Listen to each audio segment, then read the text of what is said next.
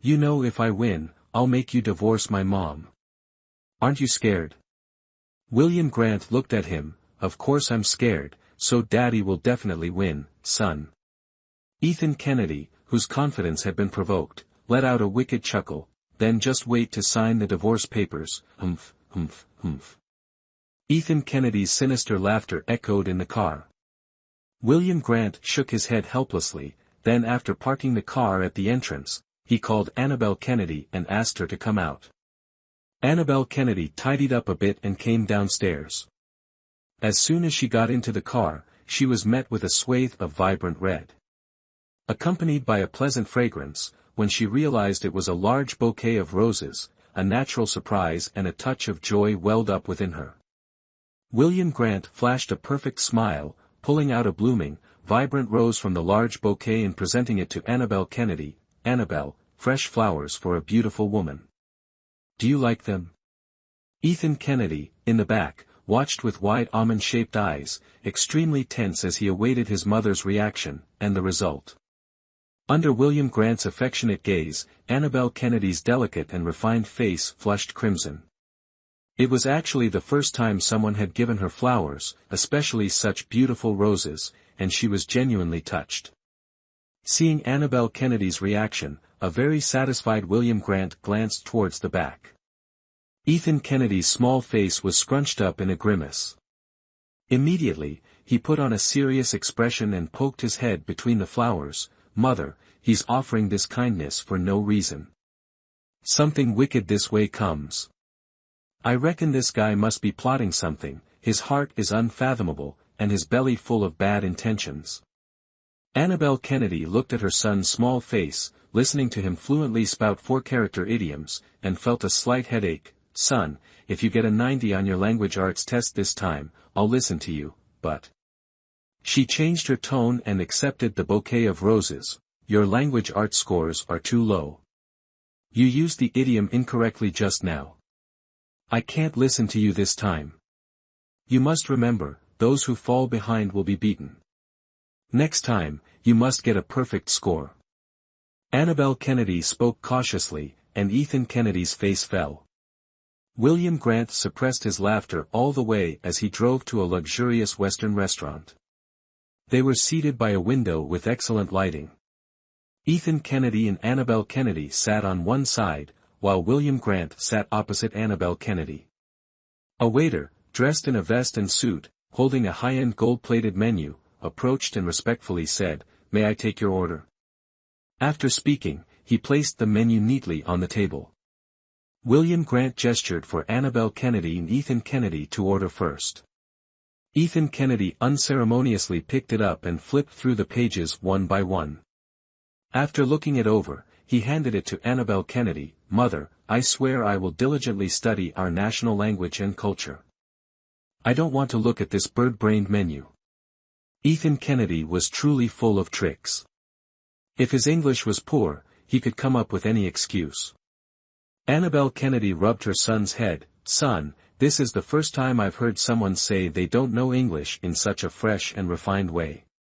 Ethan Kennedy pouted and lowered his head. William Grant looked at Ethan Kennedy across from him, his gaze deep and clear.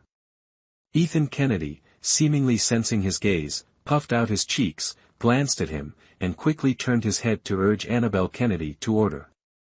Annabelle Kennedy flipped through the menu, hesitant and indecisive, while William Grant smiled and said, 1 red cabbage soup, 1 spaghetti, 1 Haagen-Dazs dessert, and 1 lover's platter, thank you. The waiter quickly wrote down the order. William Grant, seeing Annabelle Kennedy's slight awkwardness, gently said, How much English do you remember? Annabelle Kennedy touched her nose. Well, I haven't passed 6th grade yet. William Grant couldn't help but smile. Then you can order. Annabelle Kennedy became even more embarrassed. Ethan and my spending habits don't reach the level of Western dining. Before, when the mother and son were together, it was good enough if they could scrape together enough money for the monthly utilities. And Western food? Even instant noodles with an egg was a bit of a luxury. Ethan Kennedy, knowing his mother was recalling their past hardships, looked at the restaurant setting. And, dissatisfied, changed the subject, criticizing William Grant. Mother, William Grant doesn't appreciate our national studies at all. Chinese culinary culture is vast and profound. We are people of the great celestial empire, how can we crave Western food and culture? Annabelle Kennedy remained silent. Instead, William Grant slowly said, so, no more Haagen-Dazs then? Ethan Kennedy pouted and turned to look out the window. Even if you don't buy it for me, someone else will. Annabelle Kennedy knew, of course, that Ethan Kennedy was just putting on a brave face. But at that moment, the waiter suddenly brought a children's meal and placed it in front of Ethan Kennedy. Little friend, a gentleman sent this for you. Annabelle Kennedy and William Grant were momentarily stunned. This child really gets what he wants. Who gave it to him? Annabelle Kennedy was naturally surprised and hurriedly asked the waiter, excuse me, who sent this? The waiter hesitated slightly and looked towards the second-floor staircase. Annabelle Kennedy followed the waiter's gaze with suspicion, and in the next second, her face stiffened. Lily Brown. Teacher. Lily Brown, tall and slender, was standing at the top of the second-floor staircase. Annabelle Kennedy's face darkened slightly. Seeing his mother's expression, Ethan Kennedy immediately pushed the meal away and, pouting, said to the waiter, I hate this the most. Take it back. The waiter looked troubled, and only after glancing at Lily Brown's face did he take the children's meal away. William Grant turned to look at Annabelle Kennedy. Still want to eat? It's all right. Annabelle Kennedy's face was a little pale. The meal continued in silence, only broken when it came time to pay, and the cashier politely said, your table has just been selected for a complimentary voucher. This meal is on the house, courtesy of our owner. There's no need to pay. Annabelle Kennedy and Ethan Kennedy's faces showed no sign of joy. Instead, they turned to look towards where Lily Brown had just been standing. By then, Lily Brown was no longer there.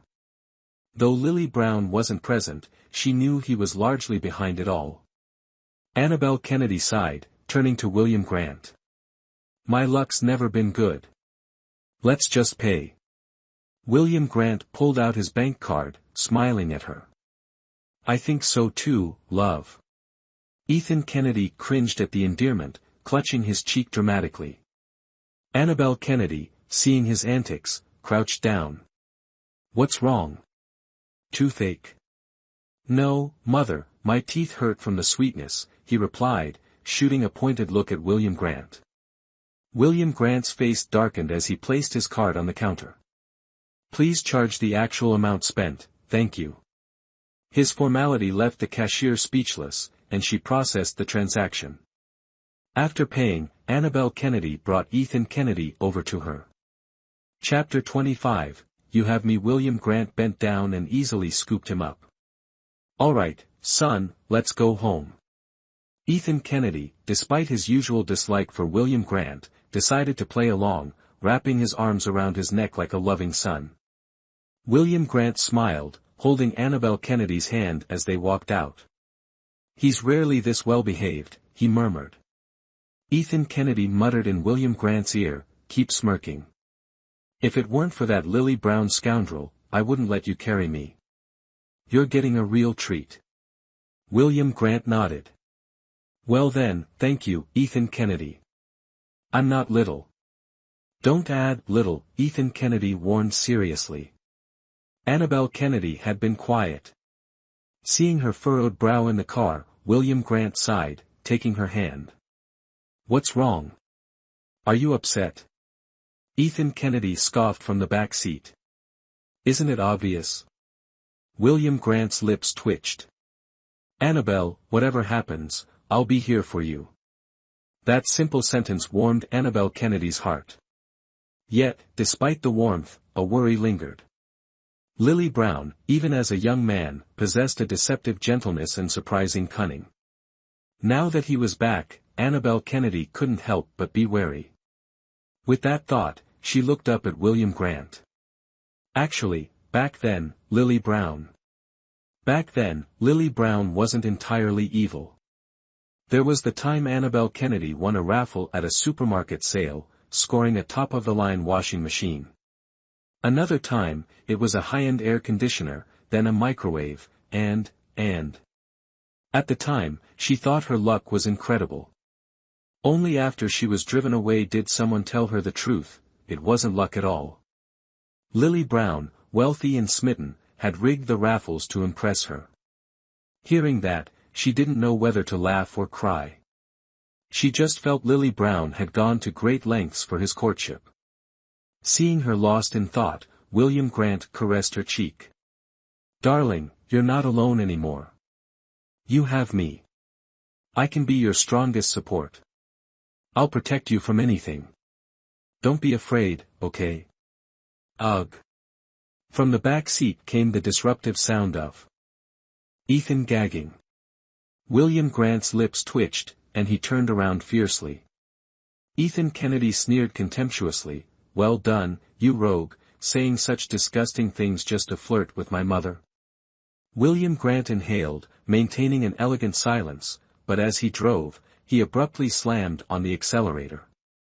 Ethan fell back against the seat, then, as if going mad, he lunged forward, "You despicable villain. I'm gonna bite you to death." Annabelle Kennedy, who had just fastened her seatbelt, saw her son's eyes reddening as he prepared to pounce in revenge. She put a hand on his forehead, sighing and advising, "Son, you must pay attention to your own safety. Traffic accidents happen frequently. If you don't want your mother and you to be in a car accident, be good and don't lunge, okay?" Ethan remained undeterred, still wanting to pounce. Seeing her son transform into a little monster, Annabelle Kennedy had to remind him, "We haven't bought insurance yet, darling." Huh. Ethan stopped immediately. William Grant truly didn't know what was going on. Annabelle Kennedy whispered to William Grant, "When we were struggling, we once thought about insurance fraud." William Grant's eyebrows furrowed with concern, "Who would die?" Annabelle Kennedy pursed her lips and remained silent. During her difficult times, she had contemplated suicide. If she died and successfully defrauded the insurance company of a few $100,000, Ethan could be raised by someone else. But, the night before she planned to end her life, 3-year-old Ethan cried his eyes red, clinging to her leg and asking, "Mommy, where are you going?" She said, "Darling, Mommy is going to see Grandma. Grandma doesn't want Ethan anymore, and Mommy doesn't want Ethan anymore either." She said, "No, Mommy is just going to a faraway place. After Mommy leaves, a nice lady will come and pick up Ethan, take Ethan to live in a big, beautiful house, and play with lots of little friends. There will be lots of toys too. Mommy, Ethan doesn't want to go to the orphanage. Wherever Mommy goes, Ethan will follow."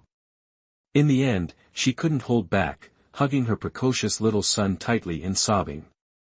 Ethan didn't have a father, and she didn't care whether Ethan's father was a rogue or a bandit. As long as Ethan was by her side, she would take good care of him, always.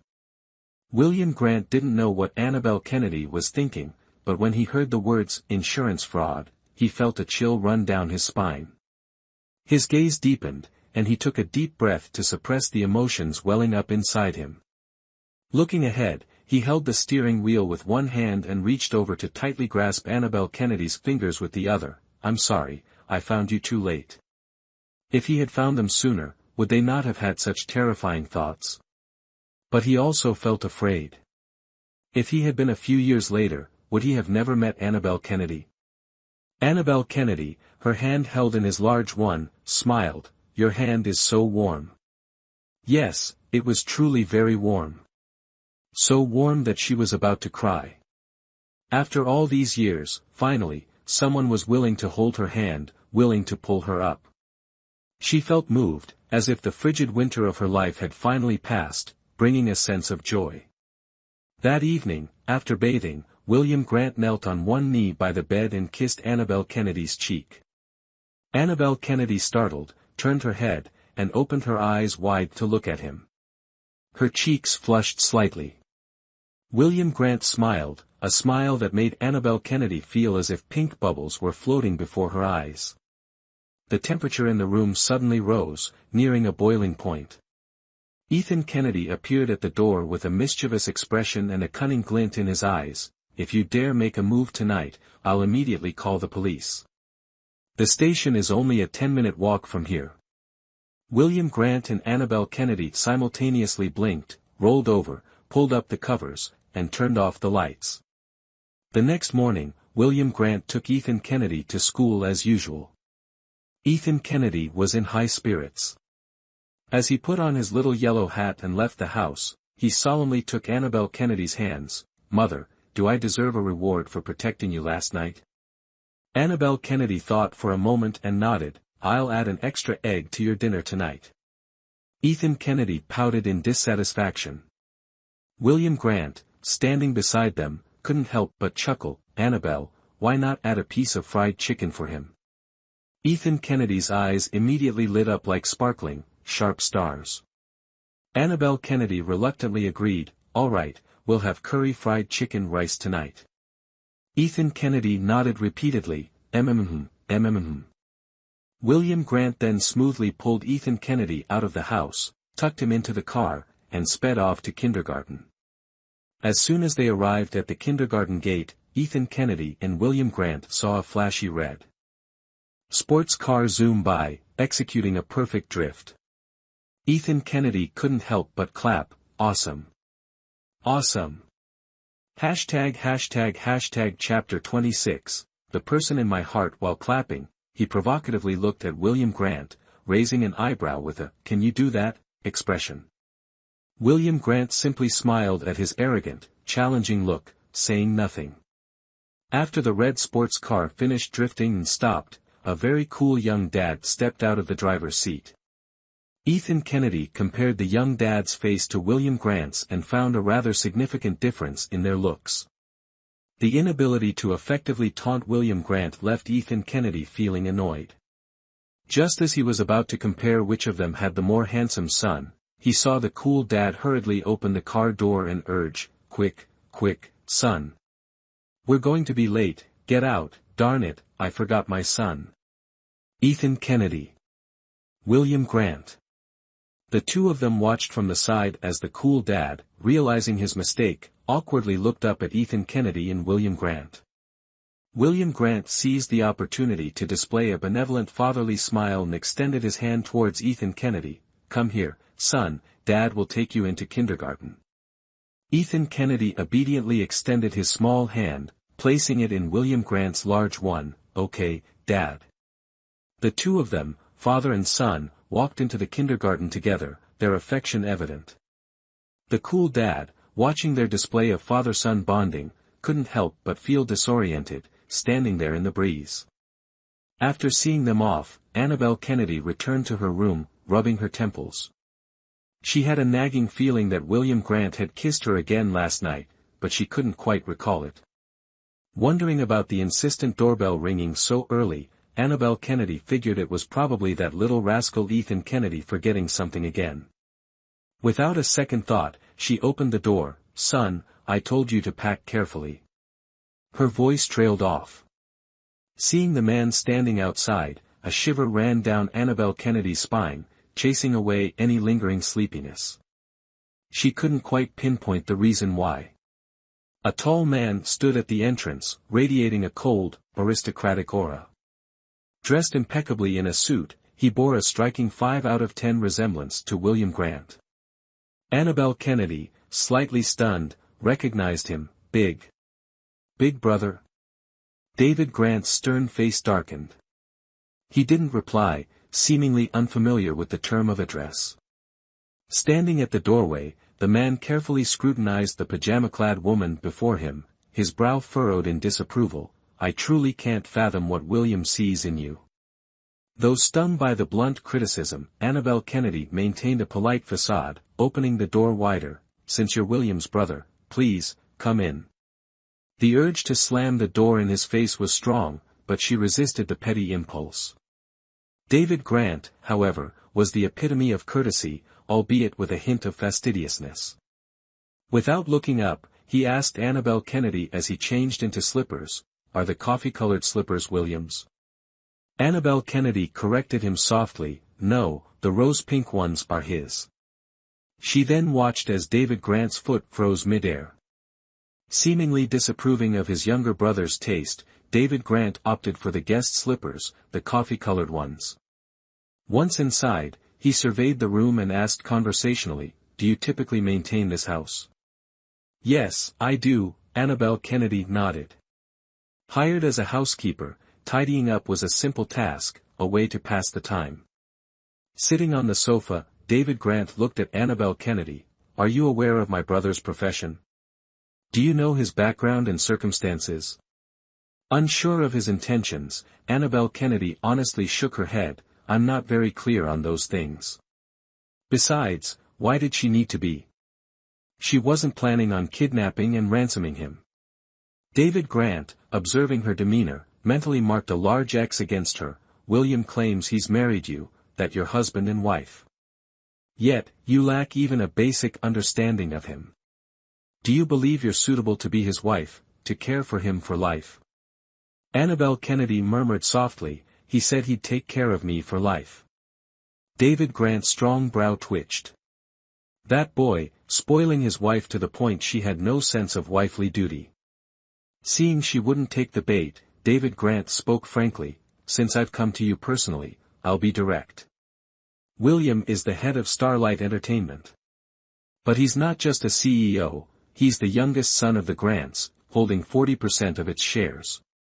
Do you understand what I'm saying?"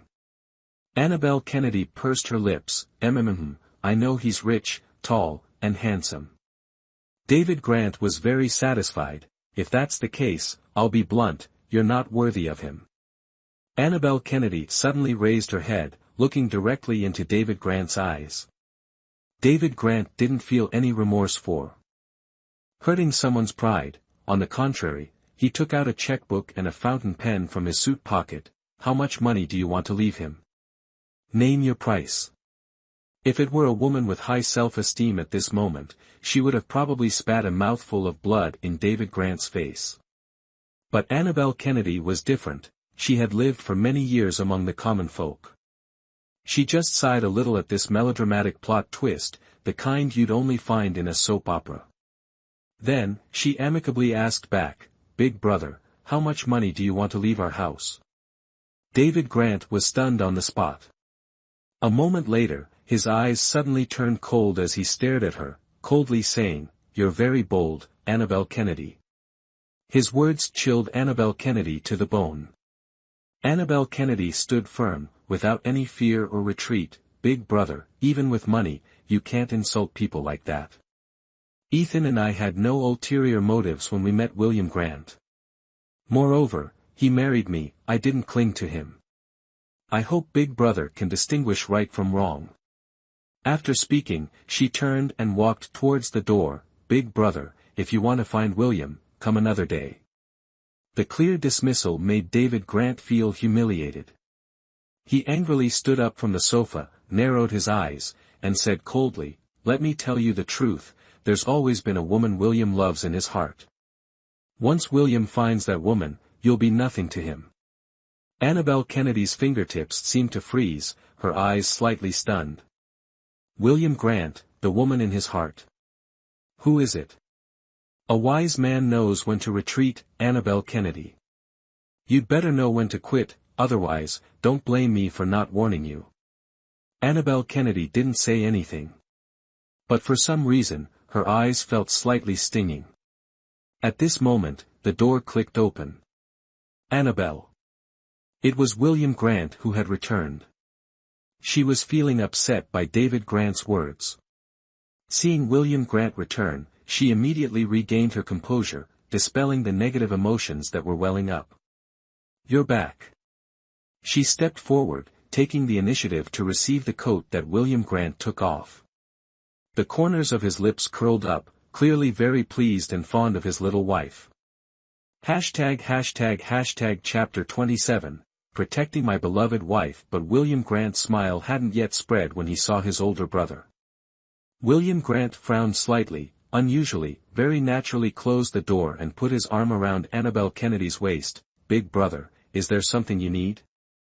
David Grant didn't expect his younger brother to return so quickly.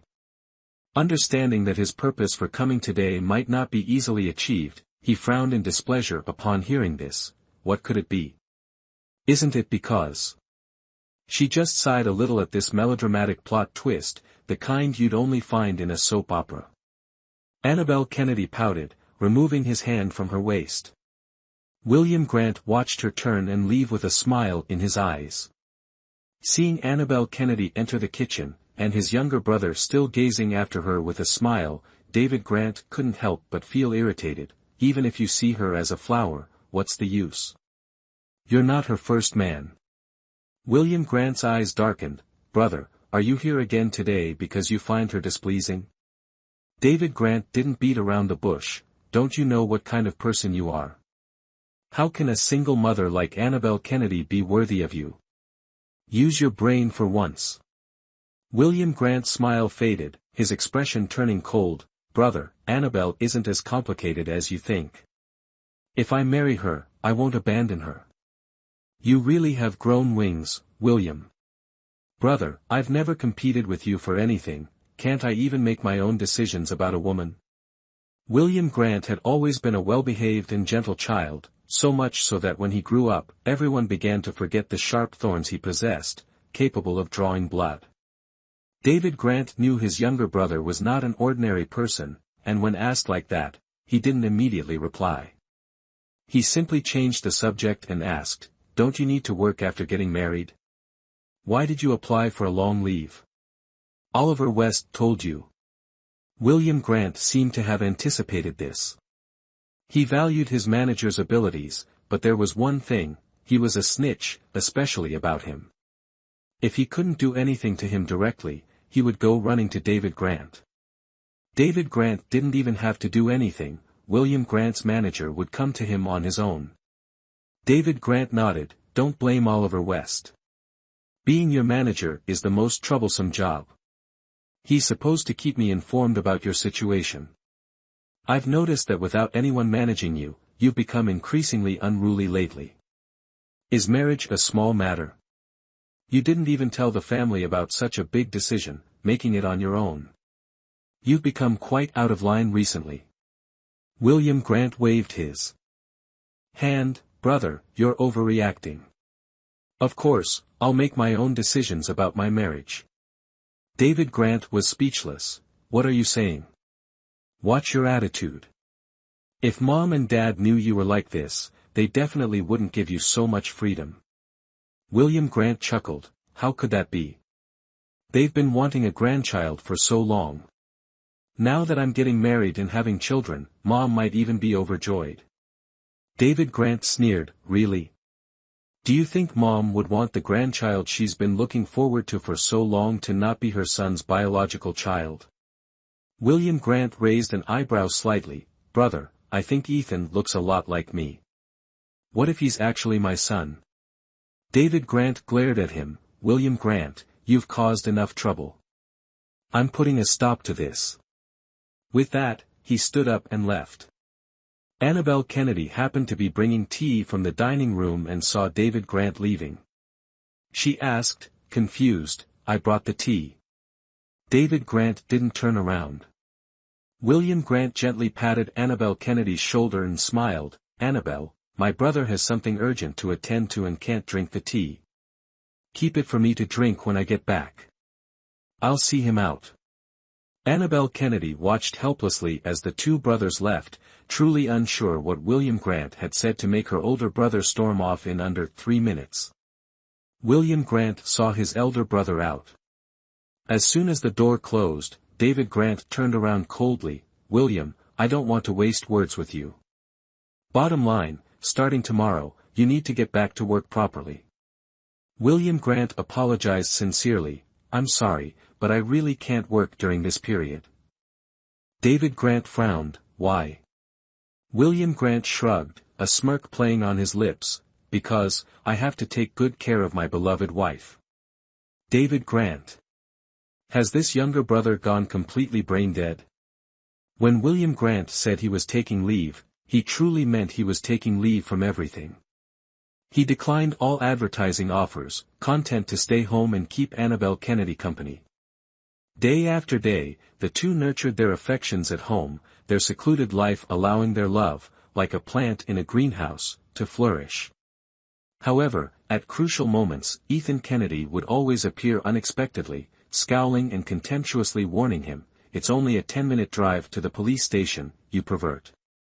William Grant. Annabelle Kennedy. Although the two had different reactions to Ethan Kennedy, they generally got along well.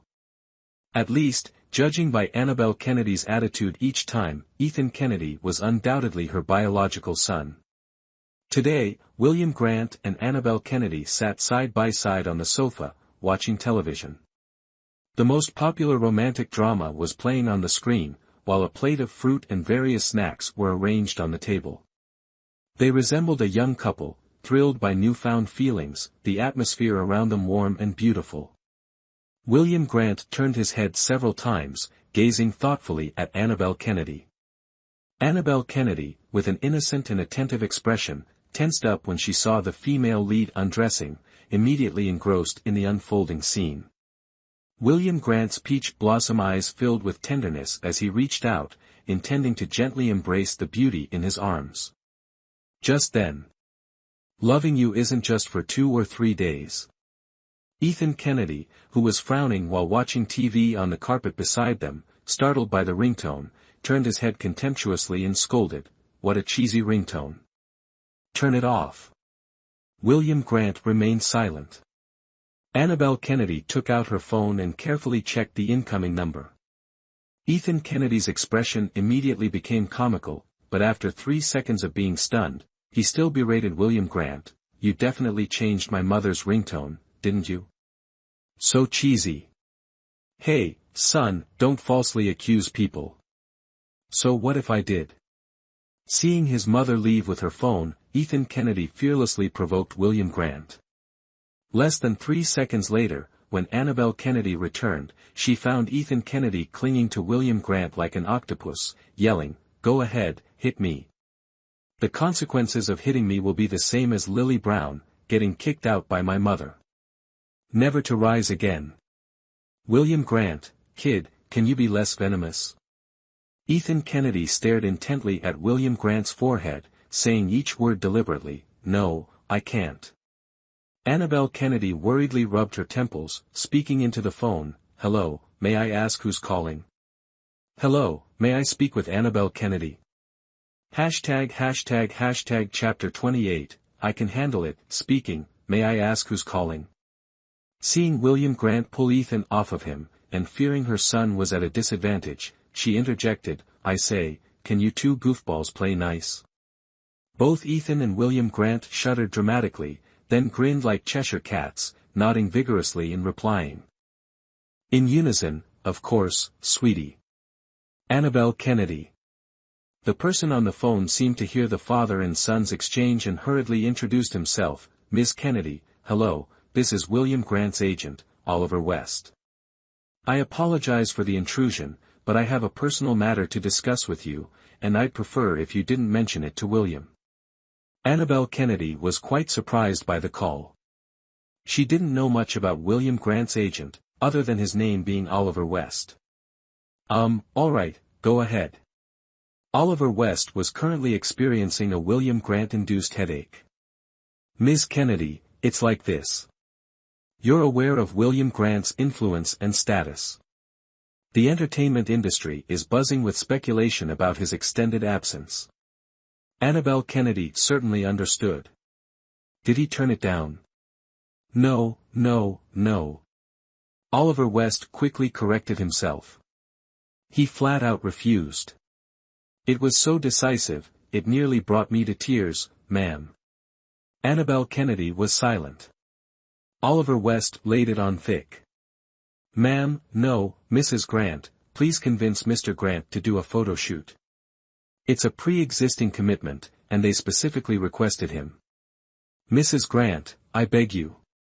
Annabelle Kennedy glanced at William Grant, who was still wrestling with Ethan, and hesitated. "I'm not sure I can persuade him." Oliver West brightened. "Mrs. Grant, you're the most important person in Mr. Grant's life. If you ask, he'll surely agree." Annabelle Kennedy reluctantly agreed. After hanging up, Ethan finally rolled off William Grant, panting and sputtering, "You scoundrel. Heaven's gonna strike you down."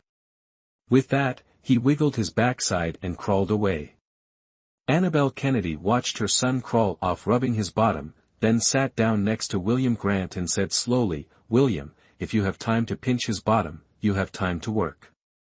William Grant raised an eyebrow. "What, feeling sorry for him?" Annabelle Kennedy nodded. "Yes." William Grant suddenly felt like a failure as a husband. He pulled Annabelle Kennedy into his arms, nuzzling her like a large, affectionate dog. "He's your real son, but I'm your real husband." Annabelle Kennedy frowned. "A man should hold his head high outside and not bully the weak at home. By the way, are you planning to be a kept man by staying home from work these past few days?" William Grant sighed, releasing her, furrowing his brow, and lamenting melancholically, "Oliver West's mouth really needs stitching shut." Sensing the murderous intent, Annabelle Kennedy swiftly dodged, yanked Ethan Kennedy by the collar into a room, and slammed the door shut. Whatever William Grant said to Oliver West, 10 minutes later, Oliver West called back, bawling and demanding that Annabelle Kennedy absolutely had to bring the young master along with CEO Grant to the photo shoot. Annabelle Kennedy went out to find William Grant, who profoundly stated, "There will be many beautiful women at the photo shoot tomorrow, but seeing you, I'll consider them all trash." Annabelle Kennedy. Ethan Kennedy shook his head knowingly beside her, "This guy is really risking it all to woo my mom." The next day, when they arrived at the film set, everyone was buzzing with excitement, crowding around to see William Grant and the doll-like child he'd brought along. Faced with the crowd, Ethan Kennedy appeared slightly shy, obediently holding his father's hand, his demeanor captivating the group of 30 and 40-somethings. Observing Ethan Kennedy, William Grant crouched down and gently pinched his son's cheek. "Come on, darling, greet everyone." Ethan Kennedy then shyly looked at his father with his large eyes, lowered his thick eyelashes, and softly said, "Hello, everyone." After speaking, he held William Grant's hand affectionately and trustingly. William Grant raised an eyebrow nonchalantly. This kid usually sticks to his mother and doesn't like to talk much. Everyone present smiled. "No, no, William, your son is so adorable." Despite saying so, many people began whispering about the child's mother, speculating whether the child was William Grant's biological son. The A-Era editor approached, greeting William Grant with a smile, "Mr. Grant, it's an honor to meet you. I'm the manager of the A-Era, surname Grant. Our company has invited you to participate in the cover photo shoot for our next issue, as Oliver West must have told you." William Grant nodded thoughtfully and said, "I have no problem with the magazine photo shoot, just one small request." The A-Era editor's expression remained unchanged. "Yes, please tell me." William Grant smiled, "I heard the theme of this issue is family love, so I brought my son along." The astute editor of the A-Era understood immediately and quickly instructed the stylist to prepare matching father-son outfits, while also finding a way to decline the previously booked child model. Ethan Kennedy's clear, dark eyes scanned the studio, understanding from William Grant's words that he was expected to participate. He mischievously curled his lips, tugged at William Grant's coat, and posed like a drunken concubine. "Dad, what do you think of this pose?" William Grant twitched his lips and glanced at Annabelle Kennedy, who remained silent beside him. Annabelle Kennedy patted Ethan Kennedy's head, encouraging him, "Son, you have to act like a man, don't be so flamboyant." Ethan Kennedy pouted, then nodded reluctantly. Seeing his son pout, William Grant smiled at Annabelle Kennedy. "Annabelle, a son needs his father's guidance to become a man.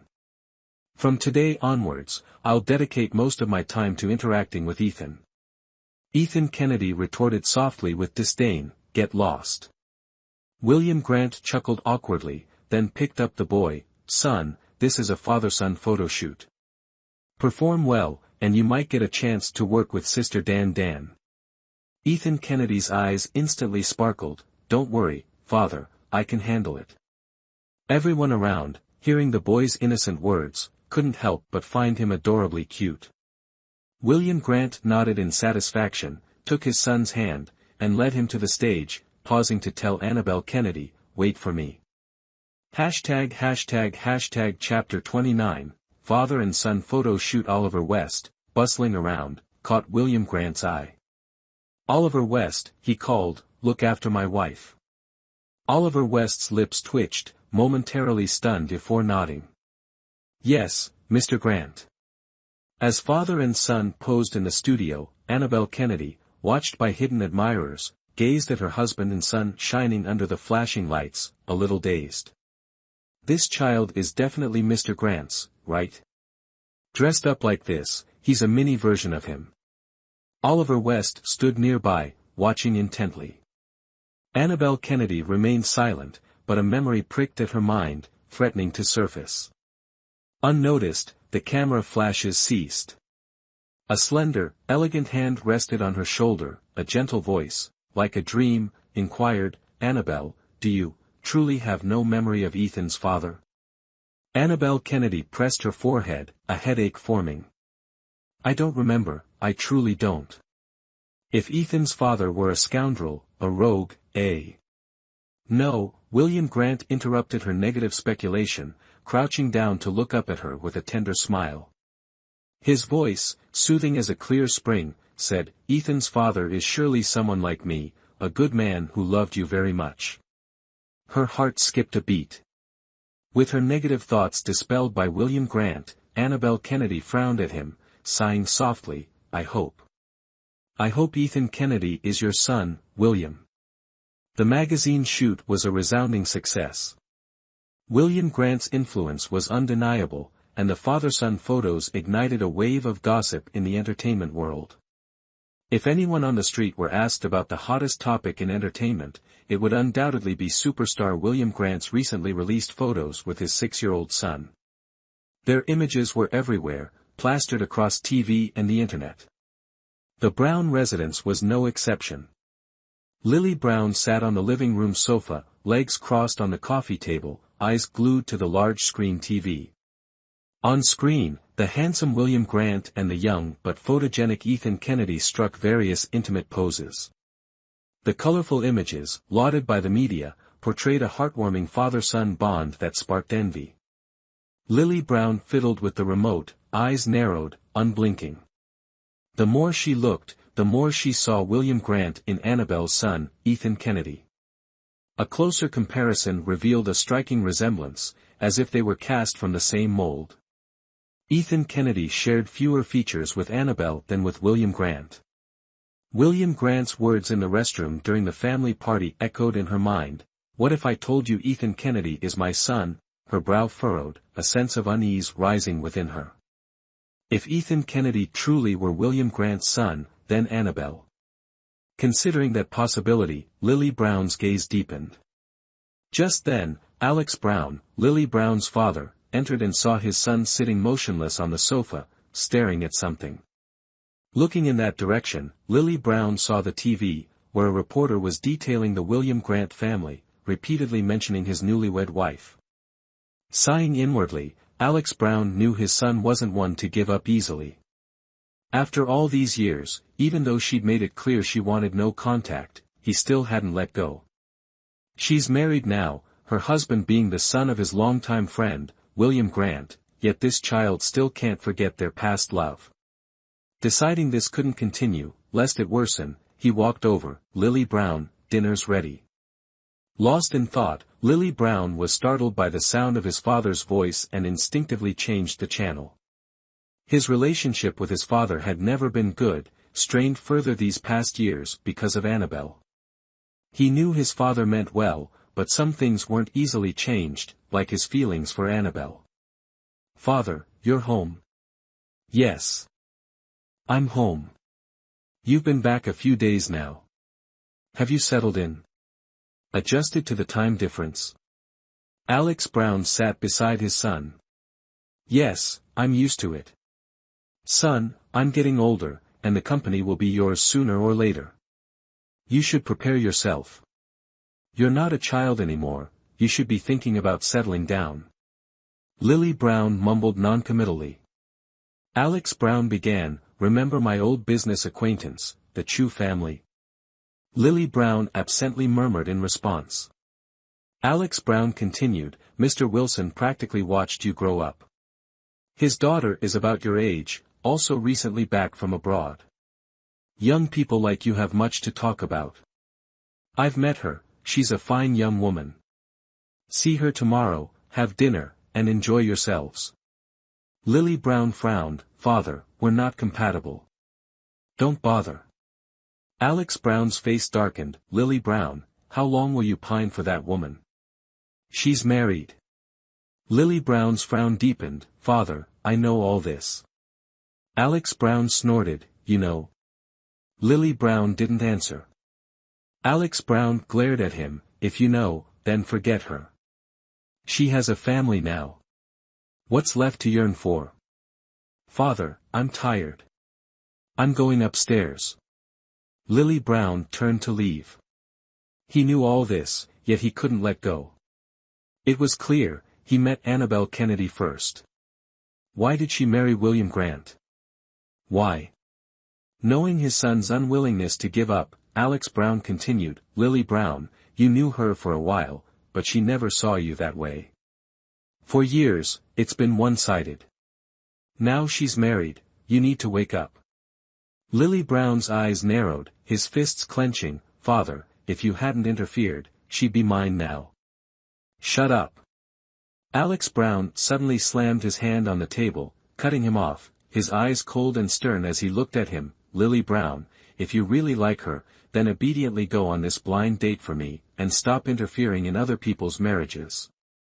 Even if I did interfere back then, if I left you alone, you wouldn't be able to spend your life with her. After all, her son isn't the Brown's blood. I know. Lily Brown gave a cold laugh, slightly raising his chin to look at his father, his eyes icy and devoid of emotion. I know you couldn't tolerate her because of that child. Chapter 30, don't want to disturb her, someone like her is simply not worthy of you. Alex Brown was obstinate. Lily Brown's cold smile faded, replaced by a bitter resentment in his eyes, do you know? I don't care, and William Grant doesn't care either. I met her earlier than him, I stopped caring a long time ago that she has another man's son. Enraged, Alex Brown suddenly stood up and slapped Lily Brown across the face. The room fell silent for a long time. Even Alex Brown was stunned. This was the first time, the very first time he had hit his pampered son. Lily Brown's head was turned by the blow. Alex Brown, with anger still simmering in his chest, pressed his advantage, no matter what, you're going on that blind date tomorrow. Even if you refuse, I'll have someone tie you up and take you. I can't let you cause any more trouble. Alex Brown stormed off. Lily Brown lowered his head and murmured, from childhood until now, this is the only time I've caused trouble. Why won't you grant me this, Father? His voice dissipated in the overwhelmingly lonely and empty Brown's mansion. No one could hear him. Just like all these years, no one had ever heard the lonely child curled up in a corner, weeping with grief. No, someone had heard him once. But now, she was married. Married to William Grant. The next day. Second floor of the Starbucks. Lily Brown, impeccably dressed, entered with an indifferent expression. He glanced around before his eyes settled on the second table by the window. There, facing him, sat a very fashionable, elegant woman. Looking closely, she was indeed a beauty, and her demeanor suggested a good upbringing and education. In most people's eyes, she would likely be considered a sight to behold, but in his eyes, she was nothing, just a passerby in this obligatory charade. Expressionless, he walked over and pulled out a chair, sitting down. His abrupt actions clearly startled the woman, but after seeing his face, she smiled and offered her hand generously. Hello, you must be Lily Brown. I've heard Uncle Brown mention you, and I've seen your picture. You're even more handsome in person. I'm Claire Wilson, pleased to meet you. The saying, "Don't slap a smiling face," didn't apply to Lily Brown. He didn't even glance at her outstretched hand, simply looking at her indifferently. "Miss Wilson, my father forced me to come here." Claire Wilson, slightly embarrassed, withdrew her hand, furrowed her brow in thought for a moment, then smiled gently. "Lily Brown, although the beginning may not be very pleasant, if we can become husband and wife, it will certainly be good for both families." Lily Brown's lips curled slightly, a smile so faint it was almost imperceptible. "Miss Chu, actually, I had already decided to cancel this meeting." Claire Wilson heard clearly, but still wanted to hold on. "Lily Brown, even if you may not like me now, it's okay, we can spend more time getting to know each other, feelings need to be nurtured." The woman tried her best to make this meeting successful and enjoyable. But Lily Brown had absolutely no interest and no intention of getting entangled with her. He stood up straight. "Miss Chu, since I've been straightforward, I won't hide it from you anymore. I have someone I like, I love her very much." Claire Wilson, after being so bluntly rebuffed by Lily Brown, her expression finally changed. "You." Claire Wilson, after seeing Lily Brown's picture from her father, developed a strong affection for him. After meeting him in person, her affection intensified. She herself had superior conditions, family background, appearance, education, physique, all of which were rare in the upper class of this city. However, Lily Brown unabashedly told her to her face that he already had someone in his heart. Being rejected like this was like being slapped in the face.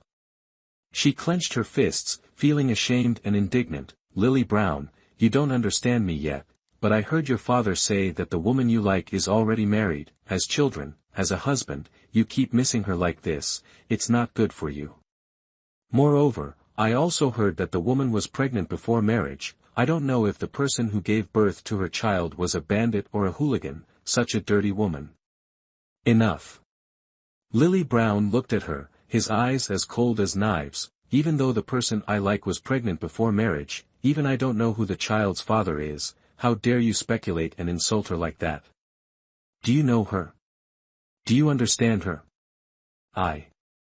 Lily Brown pressed on, watching Claire Wilson cower, and scoffed. "You think you're very beautiful, but I can tell you, I don't need a woman who only has beauty but no brains. Miss Chu, do you understand?"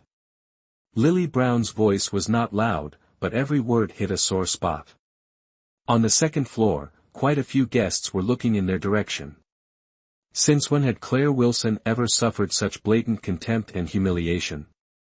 She bit her lower lip, even feeling that the eyes of these people looking at her carried mockery.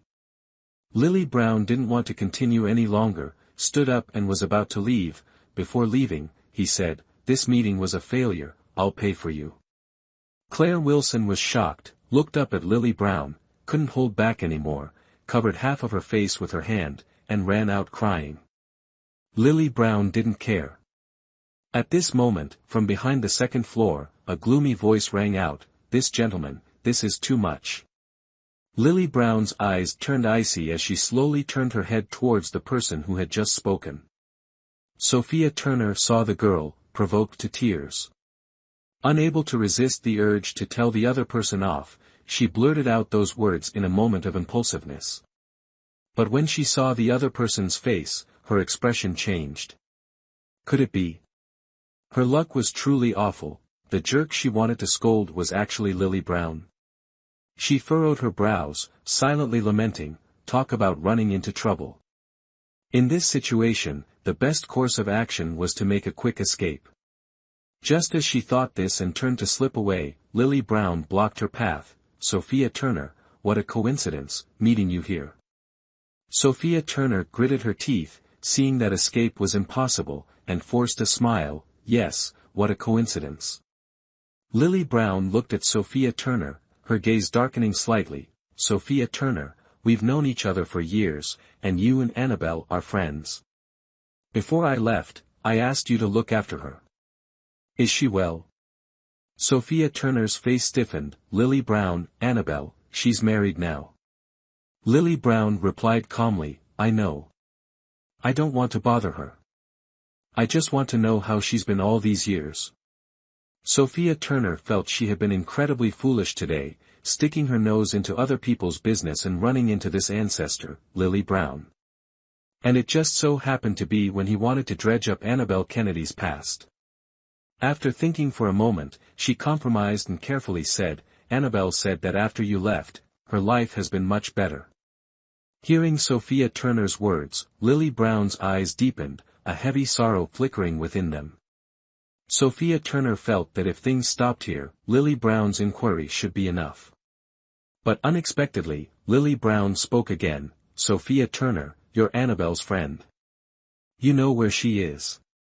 Give me her address." Sophia Turner knew this would happen and sighed in resignation. "Lily Brown, really, at this point, why do you insist on hanging yourself from one tree? With your resources, you could easily, ####, Chapter 31, The Grown-Up Boy, Cut the Crap." The corner of Sophia Turner's mouth twitched, and she quickly and fluently said, "Emerald Lake Estates, East Wing, number 6. Lily Brown had no patience with her, and if she continued to beat around the bush, there was no telling what drastic action he might take. Sophia Turner didn't hesitate to sell out her cousin, even leading her sister-in-law's ex right to her doorstep. Having obtained the address, Lily Brown drove to Annabel Kennedy's house. Annabel Kennedy was alone at home. After tidying up, she realized the refrigerator was empty, so she changed clothes, grabbed her purse, and prepared to go shopping. Unexpectedly, as she opened the door, she saw someone standing outside, startling her. Her face filled with surprise, she frowned at the other person, Lily Brown. "Teacher," Lily Brown said softly. Annabel Kennedy's heart tightened as she looked at him warily. "What are you doing here?" How did he know where she lived? Seeing Annabel Kennedy's immediate change in expression, Lily Brown felt a pang of sorrow. The past couldn't be explained, misunderstandings had become knots, and they couldn't be easily untied. He could only try to comfort her. "Teacher, I won't do anything to hurt you again." Annabel Kennedy inhaled sharply. "How do you know my address?" "I met Sophia Turner." Just saying she met Sophia Turner made things much simpler. 8 out of 10 times, Sophia Turner had sold her out. Seeing her with a handbag and another shopping bag, Lily Brown immediately understood. "Teacher, are you going shopping? Let me take you." Annabel Kennedy, wanting nothing more to do with him, turned to lock the door, refusing. "No need, I can go by myself." William Grant wasn't here, and she didn't want much interaction with Lily Brown. Moreover, what happened all those years ago made it difficult for her to readily accept him. She couldn't easily forgive anyone who dared to hurt her son. After exiting and boarding the bus, Lily Brown wanted to follow. She looked at him coldly. "Lily Brown, stop following me." So bluntly rejected, Lily Brown's eyes trembled, as if his back had been stabbed, stiffening at the bus door, staring at her face. He had never been looked at so coldly by Annabel Kennedy before. He had never been so loathed for following her before. Now, times had changed.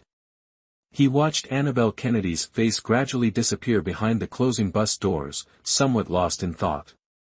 As the bus started, Annabel Kennedy lowered her eyelashes, trying to ignore the grown-up man. Now, even without her, he could live well, because he had grown up. And she, too, should have her own life. In the large supermarket, Annabel Kennedy pushed a shopping cart, browsing the aisles of food, but her mind was elsewhere. Taking a deep breath, she tried to ignore Lily Brown, reminding herself to just focus on her own tasks. But after finishing her shopping, as Annabel Kennedy carried her bags out, someone stepped forward and quietly took the heavy load from her hands. "Let me help you carry this, it's heavy." Annabel Kennedy looked up and saw Lily Brown's faint smile, a strange bitterness and rejection rising in her heart. Lily Brown was inherently a complex and arrogant person, the young master of the Brown family, who had lived a pampered life since childhood, oblivious to the ordinary lives of common people. But ironically, this young man, during his adolescence, had trailed behind her like a little tail, his face innocent and naive as he asked, "Teacher, if I follow you and I'm obedient, you won't abandon me like my family, right?" At that time, she felt pity for the child and nodded, encouraging him, "Can I be your family?" Young Lily Brown's face flushed slightly, and after a long hesitation, he looked up and asked her, "If I do something wrong, it's all for your well-being, teacher. You must forgive me." She hadn't paid attention at the time, but unexpectedly, Lily Brown kidnapped Ethan. Ethan was her Achilles heel, her reverse scale. Anyone who touched Ethan would never receive her easy forgiveness. Even Lily Brown. Seeing her instinctively head towards the bus, Lily Brown pursed his lips and silently followed her. Paying her fare, Annabelle Kennedy quickly found a handhold and stood firm. Seeing Annabelle Kennedy's slender frame jostled by the crowd in the swaying bus, Lily Brown frowned and swiftly stepped forward, raising his hands above her to form a protective circle, giving her much-needed space. Lily Brown's action made Annabelle Kennedy look up in surprise. The young boy, truly, had grown up. But, "Lily Brown, your car is still at the supermarket." Lily Brown was unconcerned, "I'll just call my driver to bring it back." Annabelle Kennedy's voice was slightly dry, "You, drive it back yourself. Go on, don't follow me anymore, Lily Brown." Lily Brown, being perceptive, understood her meaning in an instant. He lowered his eyes, his thin lips pressed tightly together, remaining silent for a long moment. Getting off the bus at her stop, Annabelle Kennedy noticed him slip an oil paper package into her shopping bag. She reached to take it out, but Lily Brown caught her wrist. "I'm going now. This is for you, don't throw it away." It wasn't anything valuable inside, he just wanted her to accept it. Annabelle Kennedy didn't move. Seeing she no longer intended to discard it, Lily Brown slowly withdrew his hand. "Be careful on your way." He offered his caution, she remained silent. The oil paper-wrapped item in her shopping bag continued to emit a fragrant aroma. Annabelle Kennedy recognized the familiar scent. It was the crispy fried chicken often on sale at the supermarket, tasty and affordable. Back when she tutored Lily Brown at the Brown residence, her salary was generous, and adhering to her principle of treating the homeowner's son as an equal, she often bought him crispy fried chicken as a late-night snack during his extra study sessions. It was rare that Lily Brown still remembered. "Teacher, do you remember? You used to buy this for me." Annabelle Kennedy shook her head, "I've forgotten." Lily Brown stopped in his tracks, frozen in place. Annabelle Kennedy took the fried chicken from her shopping bag and handed it back to him, her expression serious. "Lily Brown, you've grown up. I'm no longer your teacher. I'll try to forget the past. You should forget it too." Having said this, she turned to leave. The young man behind her suddenly grasped her wrist. "Don't go." Pulled back, Annabelle Kennedy frowned at him. "Lily Brown, we can't go back. You need to be realistic." Lily Brown was stunned, but his hand remained firm. But just then. Beep beep beep. A sudden car horn interrupted Lily Brown's thoughts. A dazzling blue Porsche slowly pulled up beside them. The car window lowered, revealing the handsome, imposing face of William Grant. Removing his sunglasses, he looked at Lily Brown holding Annabelle Kennedy's hand, a smirk playing on his lips. "What's going on here?" Lily Brown's eyes narrowed involuntarily. Chapter 32, 3 Lives, 3 Worlds. Annabelle Kennedy quietly withdrew her hand and, picking up her belongings, prepared to get into the car. William Grant, composed as ever, sensed something amiss but, seeing Annabelle Kennedy silently getting into the car, restrained himself. However, before she left, he gave Lily Brown a pointed look. "From now on, please keep your distance from my wife." Annabelle Kennedy froze. Lily Brown immediately glared at William Grant. "William Grant, although Annabelle is your wife now, she's also Ethan's mother and my teacher. You marrying her doesn't mean she has to cut ties with everyone." William Grant nodded. "Don't worry, I'll always give her appropriate personal space." After saying that, the car started, and William Grant drove off. In the car, Annabelle Kennedy anxiously glanced at William Grant a few times before taking things out of the shopping bag one by one. I bought discounted Safeguard soap, Green God shower gel, 5 Blossoms MSG on sale, and... Why is everything on sale? There was a promotion today. You can go shopping even without promotions. But... William Grant glanced over and smiled. Annabelle, if you weren't so extravagant, I could support you for several lifetimes. Annabelle Kennedy frowned. Several lifetimes? William Grant smiled. 3 lives, 3 lifetimes. Confronted with such a confession, Annabelle Kennedy suspiciously asked, is that a new line in the script? William Grant. William Grant felt his wife had the memory of a goldfish and shook his head helplessly. Seeing him shake his head, Annabelle Kennedy couldn't help but feel a little dejected. What's wrong? Do you think I'm insensitive? No, it's just right. I don't find fault with you at all. If your EQ was too high, it would give me a headache. Lily Brown is still not giving up. On the way home, Annabelle Kennedy was silent. She was still dazed when they arrived. William Grant opened the car door for her, and seeing she hadn't gotten out, he raised an eyebrow. Darling, are you remembering something from before? Annabelle Kennedy startled, shook her head, slightly dazed. No, I don't remember anything from before. William Grant knew this couldn't be rushed, and he didn't ask much about Lily Brown, just nodded and helped her unload the groceries. Call me next time you go shopping, or I'll get jealous.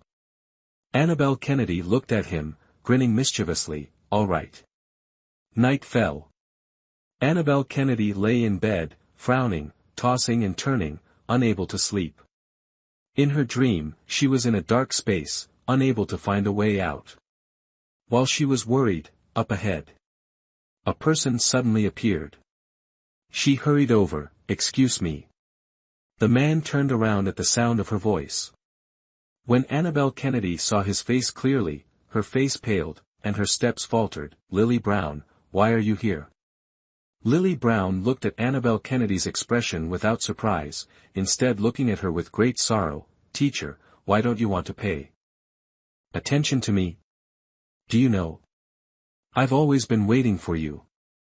Lily Brown walked towards her step by step, like a possessed person. Teacher, why have you become like this?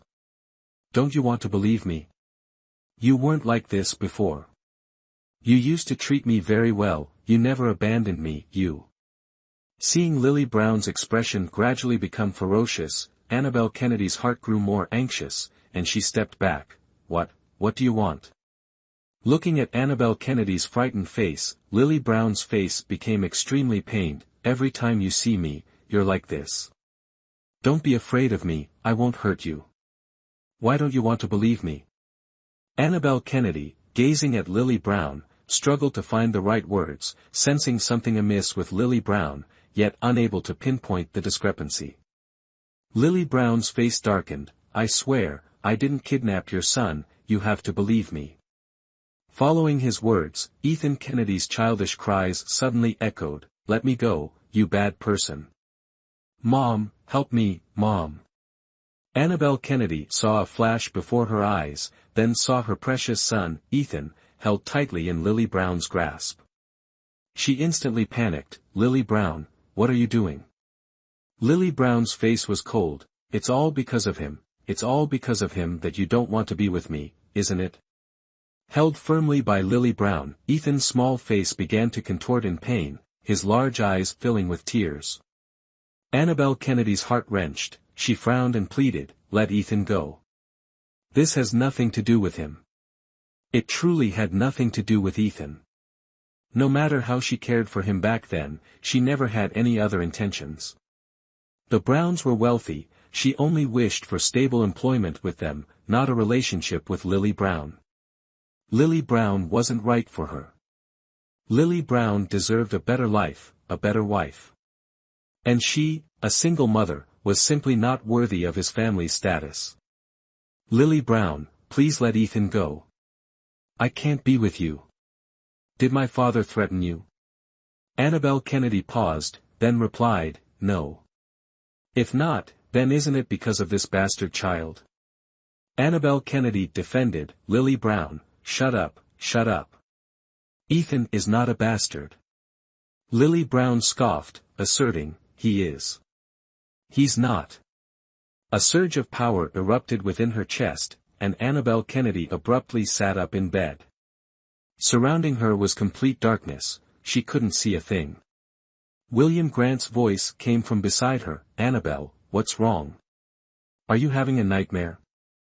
A thin sheen of sweat coated Annabelle Kennedy's forehead. Hearing William Grant's voice, she slowly turned to look at him.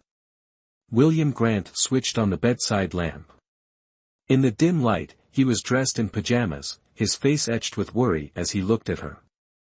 Annabelle Kennedy came to her senses, covering her face with her hand as a tear rolled down her cheek. Relieved, she whispered, thank goodness, it was just a dream. What was it about? William Grant asked. Feeling weak, she replied, Ethan was in danger. It was just a dream, don't worry. I just went to tuck him in, he's fine. He reached out, gently pulling her into his arms, softly stroking her back. Don't be afraid. It was just a dream. Ethan will always be with us. I'll protect both of you, okay? Comforted by William Grant, Annabelle Kennedy's heart eased slightly, but worry lingered. Clutching his sleeve, she pleaded, William, can you bring Ethan here? I need to see him. William Grant was surprised, now. But it's so late. You don't understand how I feel. I'm his mother. I need to see him. She struggled to go see him herself. Chapter 33, He's really drunk. William Grant, left with no other choice, soothed her, don't move. I'll bring our son over here now, alright? Just wait. Although it was late, Ethan Kennedy wasn't sleeping soundly. When William Grant picked him up, he woke up, rubbed his eyes, and didn't react much to being moved. He just yawned, old man, are you sleepwalking in the middle of the night? And dragging me along too? William Grant's lips twitched. He thought the little brat was quite adorable while sleeping, but the moment he opened his mouth, he was infuriating. It seemed this was an unchanging trait. If I were sleepwalking, I'd definitely throw you away. Scared now? Ethan Kennedy rolled his eyes, a sly smile playing on his lips. Then wait for my mom to go to war with you. I'm her precious baby. William Grant took a deep breath, genuinely contemplating the idea of ditching the little rascal. Annabelle Kennedy saw William Grant carrying Ethan Kennedy over. She quickly reached out to take him.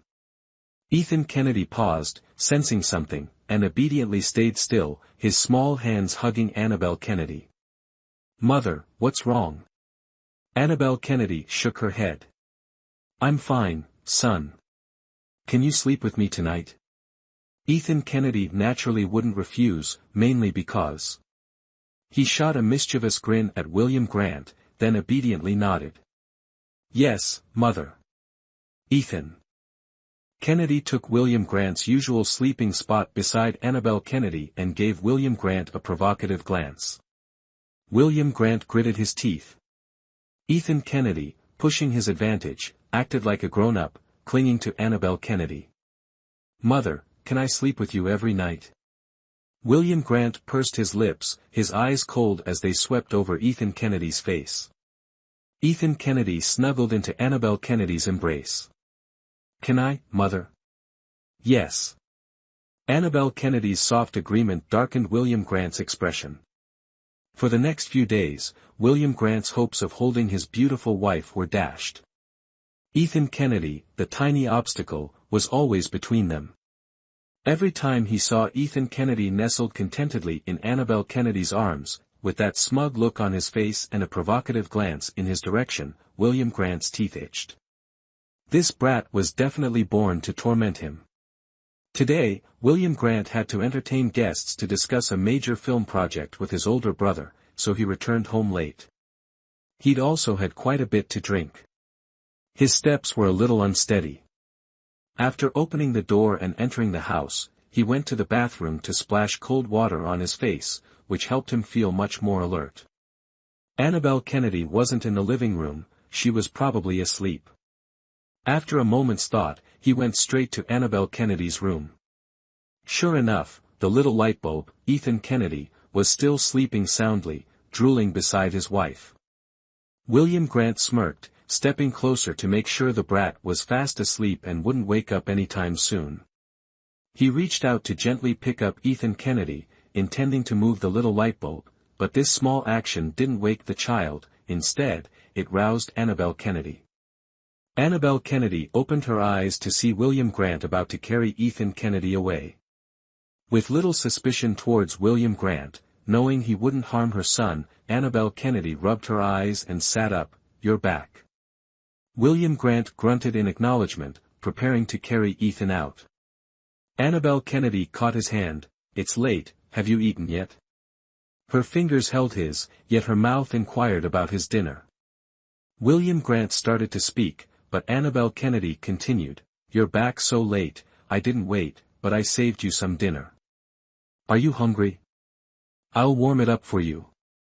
She made to stand. Warmth filled William Grant's heart, but his gaze remained fixed on the small bundle in his arms, and he moved to carry the boy away. Annabelle Kennedy was quicker, sliding out of bed and pushing him down. "Put Ethan down, I'll warm up your food." Annabelle, her touch sent a jolt through William Grant, her fingertips warm against his skin, his blood surging. Annabelle Kennedy looked at him quizzically. "What is it?" William Grant met her curious gaze, a faint smile playing on his lips. "What is it?" Annabelle Kennedy pressed, puzzled. Seeing her confusion, William Grant suddenly pulled her close, cradling her head and pressing his warm lips against hers. The kiss was warm, lingering, yet not cloying. William Grant released Annabelle Kennedy. After a moment's thought, he gently placed the little one back in bed and led his still sleepy wife out of the room. He quietly closed the door. Annabelle Kennedy, having seen William Grant about to carry Ethan away, assumed he wanted to talk and obediently followed him out. "William, do you want dinner? I'll warm it up for you." "No, no need." William Grant smiled, embracing Annabelle Kennedy and nuzzling his head against her slender shoulder. "Wife, I'm very hungry." "Then I'll warm up your food." "Very hungry." "Let me go, I'll warm up your food." Her earlobe was nipped. William Grant's voice was husky. "Silly, I don't want food, I want you." "You," flustered, she pushed against the large man leaning heavily on her. "You're drunk, I'll get you some sobering soup." Annabelle Kennedy tried to escape. But William Grant held her fast. Struggling in vain, she feigned annoyance. "I order you to let go." "Since when do women order men?" His warm breath tickled her ear. Annabelle Kennedy frowned, self-consciously covering her ear. "Darling, you really are drunk. Too much alcohol is bad for you. Let me warm up your food first, and we can talk later, okay?" William Grant shook his head, his clean hair brushing against her earlobe. A shiver ran through Annabelle Kennedy. She coughed, reminding herself to stay composed. "William, be good." William Grant shook his head, childishly. Annabelle Kennedy resorted to soothing him as she would Ethan. There, darling." This coaxing tone pleased William Grant immensely. He kissed her earlobe and softly said, "As you command, my dear wife. Come, dear, sit on the sofa and watch some TV. I'll warm up the food for you. No rice tonight, I made you noodles, okay? Anything you make, I'll love." William Grant replied without any objection, his words heartwarming. Annabelle Kennedy paused for a moment, then helped him sit down and went into the kitchen to warm up the food and cook a fragrant bowl of noodles. The bowl of noodles contained shredded meat, green vegetables, and a perfectly round fried egg on top, sprinkled with chopped green onions. It smelled delicious and looked appetizing. Chapter 34, You're being too reckless. William Grant had already eaten dinner outside and hadn't drunk too much alcohol during his business meeting. But he watched Annabelle Kennedy, who was smiling at him, and ate the entire bowl of noodles with apparent relish. As he ate, Annabelle Kennedy sat beside him, and they chatted occasionally. William Grant thought that this must be what it's like for ordinary couples. He felt truly content and wouldn't allow any potential danger to ruin this hard-won happiness, not from anyone. William Grant looked at Annabelle Kennedy's lovely, flushed face, set down his bowl, and his eyes narrowed.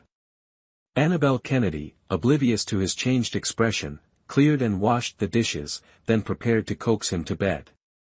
But just as she was about to help him up, he held her back. "Annabelle. Time for bed, my love." Such tender coaxing made William Grant's heart melt. Unable to resist, he tightened his grip and suddenly pulled her into his arms. Annabelle Kennedy couldn't help but let out a small cry. William Grant kissed the tip of her nose. "Hush, be quiet." Annabelle Kennedy's eyes widened in surprise as she looked at William Grant.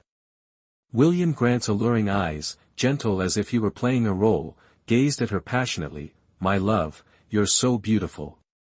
Thank you for the compliment." Annabelle Kennedy tried to get up from his embrace. William Grant swept the remaining dishes off the table, lifted her, and placed her on it. Without another word, he leaned in. "No. Annabelle Kennedy couldn't help but struggle. William Grant soothed her gently. "Be good, it won't hurt." "It's not, I." Annabelle Kennedy's words were a jumbled mess. "Hey, fella, aren't you being a bit much?" Suddenly, there was a soft click. In an instant, the lights blazed on. Both of them froze. William Grant and Annabelle Kennedy turned their heads simultaneously. Under the fluorescent light switch, they saw Ethan Kennedy, who had supposedly been fast asleep, leaning against the wall, mischievously maintaining the position of having flipped the switch with one hand. Annabelle Kennedy instinctively pushed William Grant away, her face burning with embarrassment. "Ethan, did Mommy wake you with the noise?" Watching her son sadly rub his eyes, Annabelle Kennedy felt both guilty and heartbroken. Ethan had been kidnapped, and waking up to find himself not there must have been terrifying. Thinking this, she hurriedly went over, hugged her son, and kissed him. "It's Mommy's fault. I shouldn't have left your side." Ethan Kennedy pretended to be obedient. "I don't blame you, Mommy. You must have had something important to do, right?" Annabelle Kennedy said affectionately, "There's nothing important now. Come on, Mommy will stay with you. Let's go to sleep, okay?" Ethan Kennedy softly replied, "Yes," and lying on Annabelle Kennedy's back, he looked at William Grant, provocatively raised an eyebrow, then made a face, wagging his little tail as he went back to the bedroom with Annabelle Kennedy. Looking at the dishes on the table, William Grant twitched the corner of his mouth. That little rascal. The world of two people that he had worked so hard to cultivate had been ruined by this little boy. It seemed that to get close to Annabelle, he should change his method. Finding a breakthrough from little Ethan Kennedy was the best strategy. That little rascal, although young, had countless tricks and schemes. If he was even slightly careless, the boy would ruin everything. This brat was so wicked, not at all like an innocent 6 or 7-year-old boy. What method could be used to deal with this little devil? William Grant stroked his chin, squinting in thought. Suddenly, his eyes lit up, and a charming curve appeared at the corner of his mouth. He had figured out what method to use. This trick was very effective in dealing with unruly children. "Ethan, just wait and see, Daddy won't let you off the hook this time." Early the next morning, William Grant deliberately woke up very early and personally made a sumptuous breakfast, including many exquisite and delicious pastries. These were, of course, used to bribe Ethan Kennedy's greedy belly. Children all liked these things, and Ethan Kennedy was naturally no exception. Seeing these, his eyes lit up. The little boy ate until his belly was full. After eating, he patted his small belly and lazily looked at William Grant. This crispy Swiss roll is delicious. Next time, add some cream and almonds, and it'll be even better. William Grant's mouth twitched.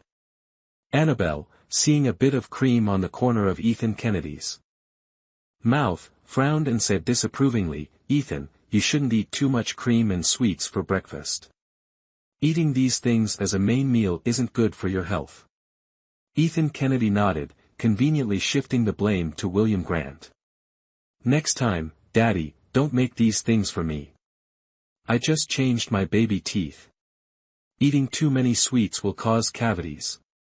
Don't harm me, Daddy." William Grant gritted his teeth and glared fiercely at Ethan Kennedy. Ethan Kennedy was so smug that even his yet-to-grow tail wanted to stick up. William Grant very humbly accepted the instruction. "Don't worry, Daddy will control your sweet intake in the future to prevent cavities." When he said this, Ethan Kennedy felt William Grant's gaze shoot towards him, truly like cold, murderous swords.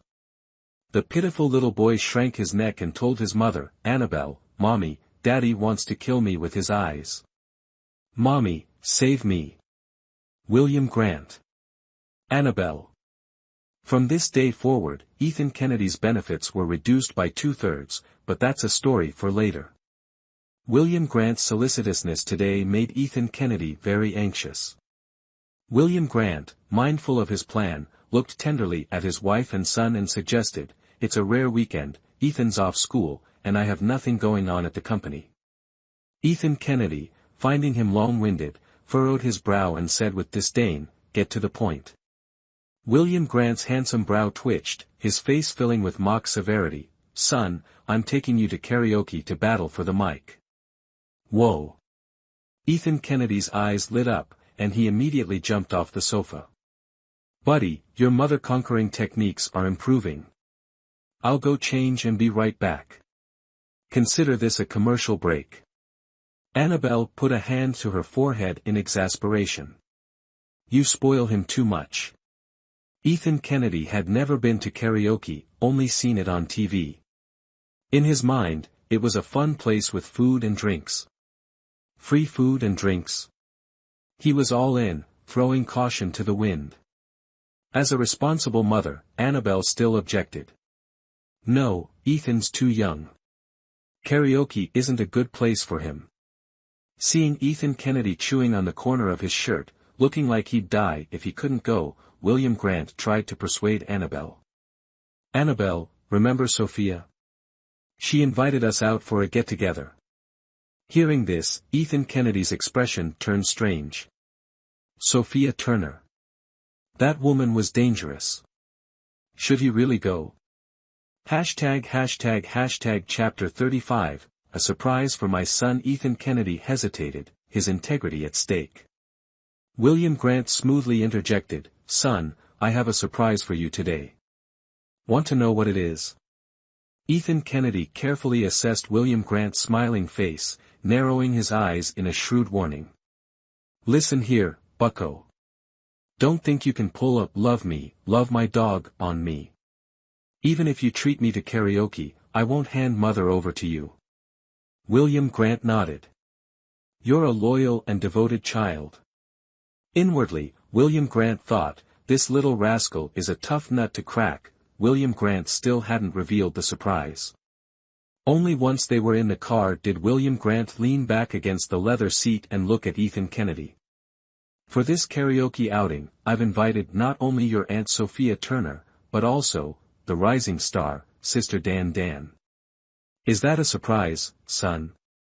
Hearing this name, young Ethan Kennedy's calculating expression instantly changed. His eyes widened, his small mouth forming an O. He scrambled from his seat and lunged towards William Grant. "Are you talking about the pure and innocent Sister Dan Dan, the current sensation in the entertainment industry?" "Her. Really her?" William Grant had anticipated this reaction. "Yes, that's right. Sister Dan Dan is one of the artists under my entertainment company." Ethan Kennedy threw his hands in the air, his face ecstatic. "Ah! Sister Dan Dan, my goddess. I want to propose. Daddy, buy me a pair of rings, quick, quick, quick." William Grant turned to Annabelle. Is this kid hitting puberty early? Annabelle Kennedy turned her head, slightly dazed. Perhaps. Ethan Kennedy was completely oblivious to his parents' expressions. He looked at his childish clothes with disgust. No, I have to change into a dashing suit to meet my goddess. This outfit doesn't reflect my mature taste. Annabelle Kennedy. Midnight Sun Entertainment. William Grant, Annabelle Kennedy, and little Ethan Kennedy arrived first, settling into a large, luxurious private room.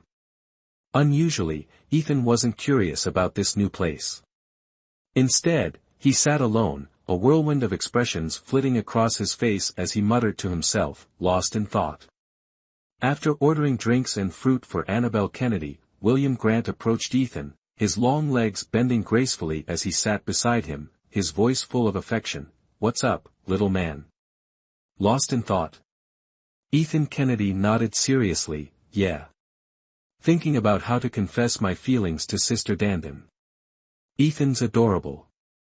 Eyebrows furrowed as he turned to his father for advice. Dad, got any ideas? Roses? A ring and a cake? Heart-shaped fireworks? Or a candlelit dinner? William Grant considered this for a moment, a thoughtful look on his face as he turned to Annabelle Kennedy. Honey, what kind of romantic gesture do you prefer? Annabelle Kennedy glared at Ethan, spearing a piece of watermelon with a skewer and popping it into her mouth. If you turn him into a lovesick fool, I won't forgive you. William Grant reassured her, don't worry, it's just early puberty. Annabelle Kennedy spoke slowly, Ethan, early puberty means early menopause. Are you sure you want to start a relationship this young? Ethan pursed his lips, the muttering gradually fading away. William Grant was impressed. No one understood their child like their mother. Just then, the door opened, and Sophia Turner entered with a beautiful woman, fashionably dressed and sporting light, elegant makeup. This woman was none other than Sister Dandin, the object of Ethan's affections. Upon seeing the goddess of his heart, Ethan became incredibly excited, quickly checking his little suit and red tie to make sure they were perfectly in place. Sister Dandin had no schedule or parties to attend today. She had planned a relaxing day off but was unexpectedly invited to karaoke by William Grant. A personal invitation from the superstar and her boss was a pleasant surprise she couldn't refuse. Seeing Annabelle Kennedy beside William Grant, Sister Dandin's expression changed slightly, her smile becoming a bit strained, though she maintained a gentle demeanor. After a few polite greetings, everyone found a place to sit. Sister Dandin naturally sat with Sophia Turner on a sofa. Before William Grant could say anything, Ethan, unable to contain himself any longer, strode forward with a serious expression. Sister Dandin, suddenly facing William's legendary son, looked at his cute little face and smiled gently. You're Ethan Kennedy, right? May I call you Ethan? It's a pleasure to meet you. Ethan, gazing at the goddess of his heart, maintained his composure, pulled a rose from a nearby vase, and with a shy yet charming demeanor, declared, Sister Dandin, although this is our first meeting, once I'm a few years older and more mature, I'll immediately marry you. Sister Dandin was stunned, as if struck by lightning.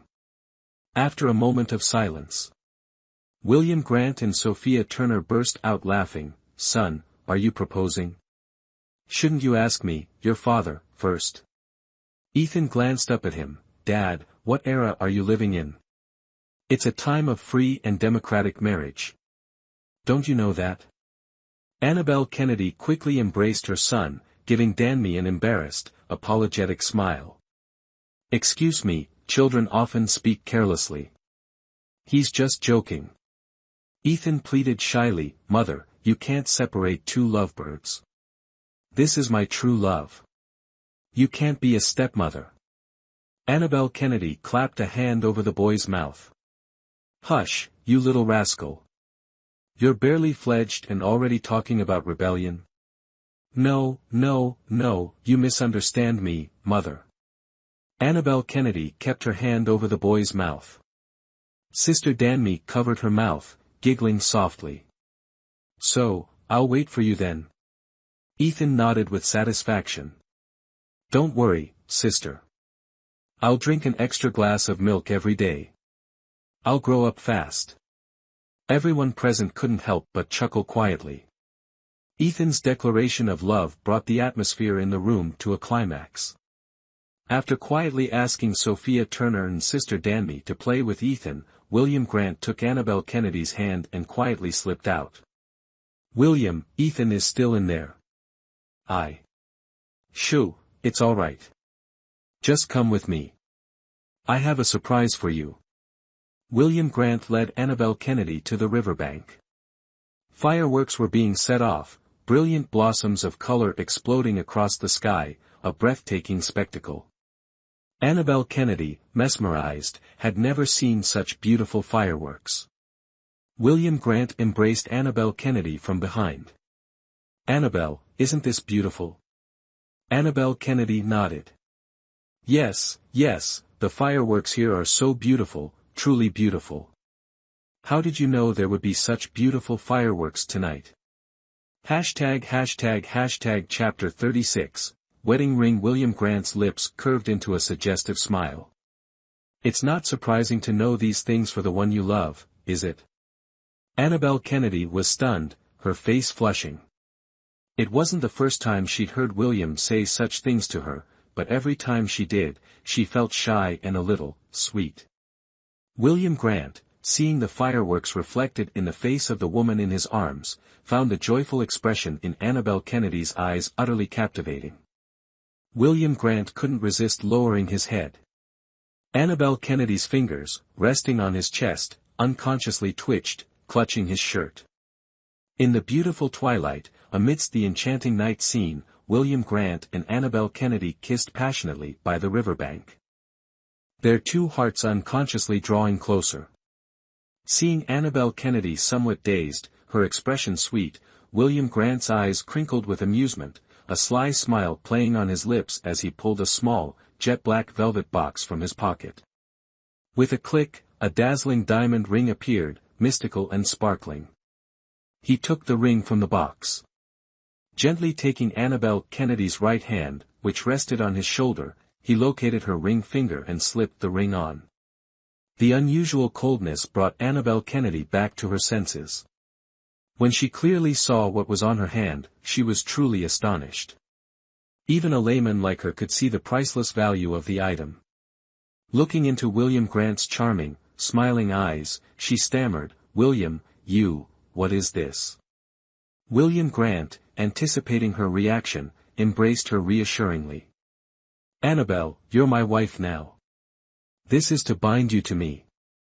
From now on, you're mine. Understand?" Annabel Kennedy pouted her lips, "But Ethan. He's not William Grant's biological son." Even though William Grant and she were legally husband and wife, looking at the extravagant ring on her finger, she still felt guilty. "William, you could marry a better woman, I'm simply." She shook her head, on the verge of tears, "I'm simply not worthy of you. Ethan's father, I don't know who he is. I worry that one day Ethan's father will come back looking for me, she said, about to take off the diamond ring on her finger. William Grant took her hand, his voice gentle and magnetic. "Annabel, you must remember, no matter when, always remember, you are my wife, Ethan is my son. Ethan doesn't have a second father, I am his father, understand?" Annabel Kennedy looked up at him, "This isn't fair to you." William Grant shook his head, "You not wanting to marry me, not willing to wear the ring I gave you, that's truly unfair. I love you, and I will accept all of you, your child, your parents, even your past." No one else in the world would say such words to her. Annabel Kennedy was moved, touched that William Grant was willing to accept all of her. But, for what reason was he willing to accept so much? Annabel Kennedy looked at William Grant, a mix of emotions swirling within her. She saw and remembered everything William Grant had done for her, truly grateful and moved. William Grant's appearance and family background were both top-notch. To be unconditionally helped by such a man when she needed it most. Over such a long period, her heart had been touched. Although William Grant and Ethan often bickered noisily, it was just like a real father treating his son. He didn't dislike Ethan at all, but was full of tolerance for him, even indulging the boy's mischievous antics. Annabel Kennedy felt very grateful, very happy. However, William Grant's older brother had made it clear to her, she wasn't worthy of William Grant. Thinking about it, she truly wasn't worthy of him. Seeing Annabel Kennedy remain silent, William Grant lifted her ring finger, letting her look closely at the ring. "Annabel, I don't care if the ring is precious or not. If you like it, I can give you a bigger one." "No, it's not about the ring, it's just." William Grant smiled at her. "You should also understand, the ring is just a symbol. What matters is that two people together have the same heart, right?" Annabel Kennedy nodded, her eyes slightly moist. "So, is your heart willing to be with me?" "I." Tears shimmered in the corners of Annabel Kennedy's eyes. William Grant gently embraced Annabel Kennedy, his voice warm. "This diamond I gave you isn't an ordinary diamond. It's a diamond my mother gave me long ago, passed down through generations. Now I'm giving it to you. Are you happy?" "I." She gazed intently at William Grant, and only under his gaze did she lower her head, using her long lashes to hide the tears in her eyes. I'm happy. I'm so happy I could cry. But, this is really unfair to you, William. If you're happy, then come with me to another place." William Grant reached out and took her wrist. Annabel Kennedy, abruptly pulled along, asked with a touch of alarm, "William, where are you dragging me off to now?" William Grant smiled at her. "If wearing this diamond ring is a bit much for you right now, I'll buy you a plain band, all right?" "No need, I'll take good care of this ring." "Silly, if you keep it put away, how will anyone know you're my wife? Come on, let's get you a plain band to wear." Annabel Kennedy, pulled along by him, felt a bit bewildered, yet a sweet joy bloomed in her heart. William Grant was truly different. Like a ray of light, swift and irresistible, William Grant entered her world. Catching her off guard, yet she found herself unwilling to shield her eyes and refuse him. William Grant expertly led Annabel Kennedy to a nearby, well-established jewelry store, bustling with activity and glittering with light. They went straight to the wedding ring section. William Grant's distinguished air caught the saleswoman's eye. Recognizing a wealthy customer, she eagerly approached them with enthusiastic service. "Hello."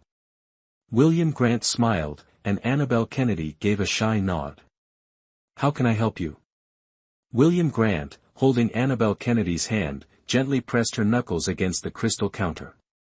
"Please show us some of your finest wedding bands. I want to get my wife a ring." The saleswoman, cheeks flushed at William Grant's handsome face, upon learning he was married, turned to look at Annabel Kennedy. Annabel Kennedy felt a little awkward. "My wife is a bit shy." William Grant placed her hand on the crystal counter. "Look at her finger. Please wait a moment." Seeing William Grant's tenderness towards his wife, the saleswoman smiled knowingly and went to fetch the diamond rings. Soon, several exquisite, dazzling diamond rings were displayed on the counter. William Grant drew Annabel Kennedy forward from behind him. "Come here, love, tell me which one you like." Chapter 37, The Mysterious Wife. Noticing the saleswoman's knowing smile and recalling William Grant's words, Annabel Kennedy pointed to what looked like the least expensive ring. "This one." William Grant whispered in her ear, exasperated, "Love, I'd give you my last crumb, understand?" Annabel Kennedy gave William Grant a sideways glance. "But, I already have one."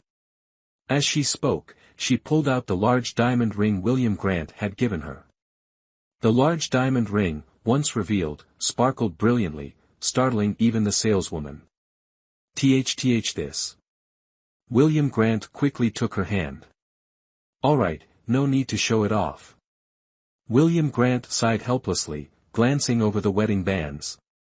His gaze was suddenly drawn to a pair at the very end, a less flamboyant set, with a small circle of diamonds evenly set around the band, exuding an understated elegance. William Grant followed her gaze, understanding clearly, and without looking at any others, said directly, "Please show me that pair of rings." The saleswoman brought the rings to William Grant. William Grant observed the ring for a moment, then directly placed it on Annabel Kennedy's ring finger. Annabel Kennedy looked at the ring on her finger, blinking. William Grant leaned close to her ear. "Well, is it beautiful?" Annabel Kennedy thought for a moment, then nodded. "Compared to the family heirloom you gave me, it's a bit inferior, but I can reluctantly accept it." William Grant couldn't help but laugh, extending his hand towards her. "Come on, my love, put one on for me." Annabel Kennedy blinked, taking the ring. At this moment, a young couple choosing rings next to them recognized them. "Oh my God, look, it's William Grant. It really is William Grant." "Ah!" someone screamed, immediately attracting the attention of those around them. The surrounding people's eyes lit up, seeing Annabel Kennedy and William Grant. Initially stunned, they quickly reacted. "They're choosing wedding rings. Is this William Grant's mysterious wife? Quite cute, isn't she? But her aura isn't strong enough.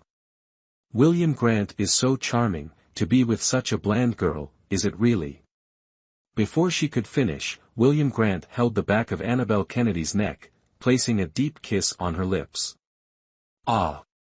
Among the crowd of young people, a scream rang out, whether from envy or admiration, it was hard to tell.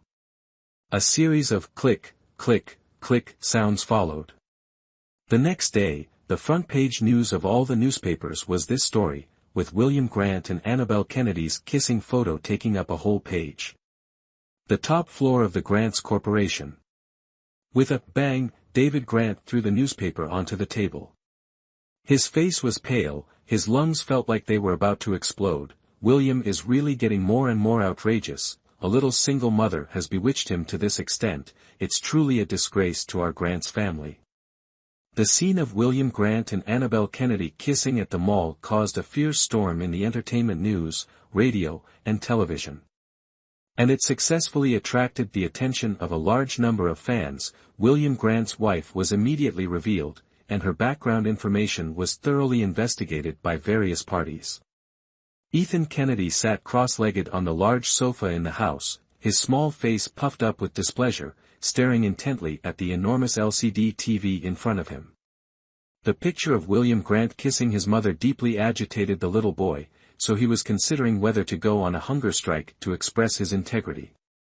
Last night's situation was too chaotic. That darn William Grant, daring to seduce his mother right in front of him, he really wanted to chop him up. The more Ethan Kennedy thought about it, the more his hands itched. Before rushing into the kitchen to grab a kitchen knife, he angrily turned off the TV. He crossed his arms, rubbed his chin, painfully.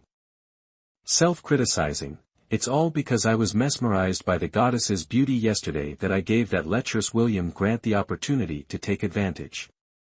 No, I must get revenge on him." William Grant walked out of the bedroom to the dining room to pour himself some hot water.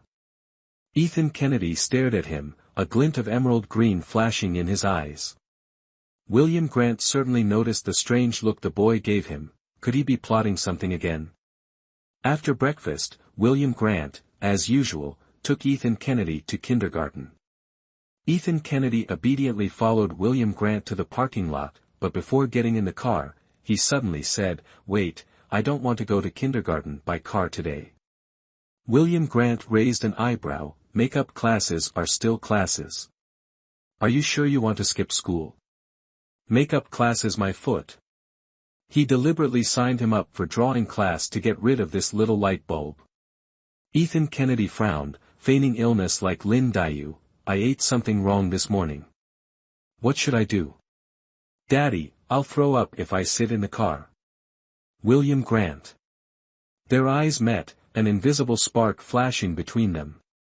30 seconds later, William Grant spoke. "Son, be honest, what are you up to?" Ethan Kennedy pouted. "This young master wants to experience the commoner's life. Today, you shall take this young master to kindergarten by bus. This little devil. William Grant had no other choice but to let the boy have his way. Son, your thinking is truly unique. You don't want to ride in a comfortable sports car, but you want to take the bus. Ethan Kennedy nodded. William Grant asked with concern, what did you eat wrong today? Did you bump your head? Ethan Kennedy glared fiercely at William Grant's face. If you insult my character again, I'll tell Mommy. William Grant's face turned cold. Kid, don't think that just because you have Mommy, I'll. Mommy. This bad man is bullying me. The child's voice suddenly became shrill.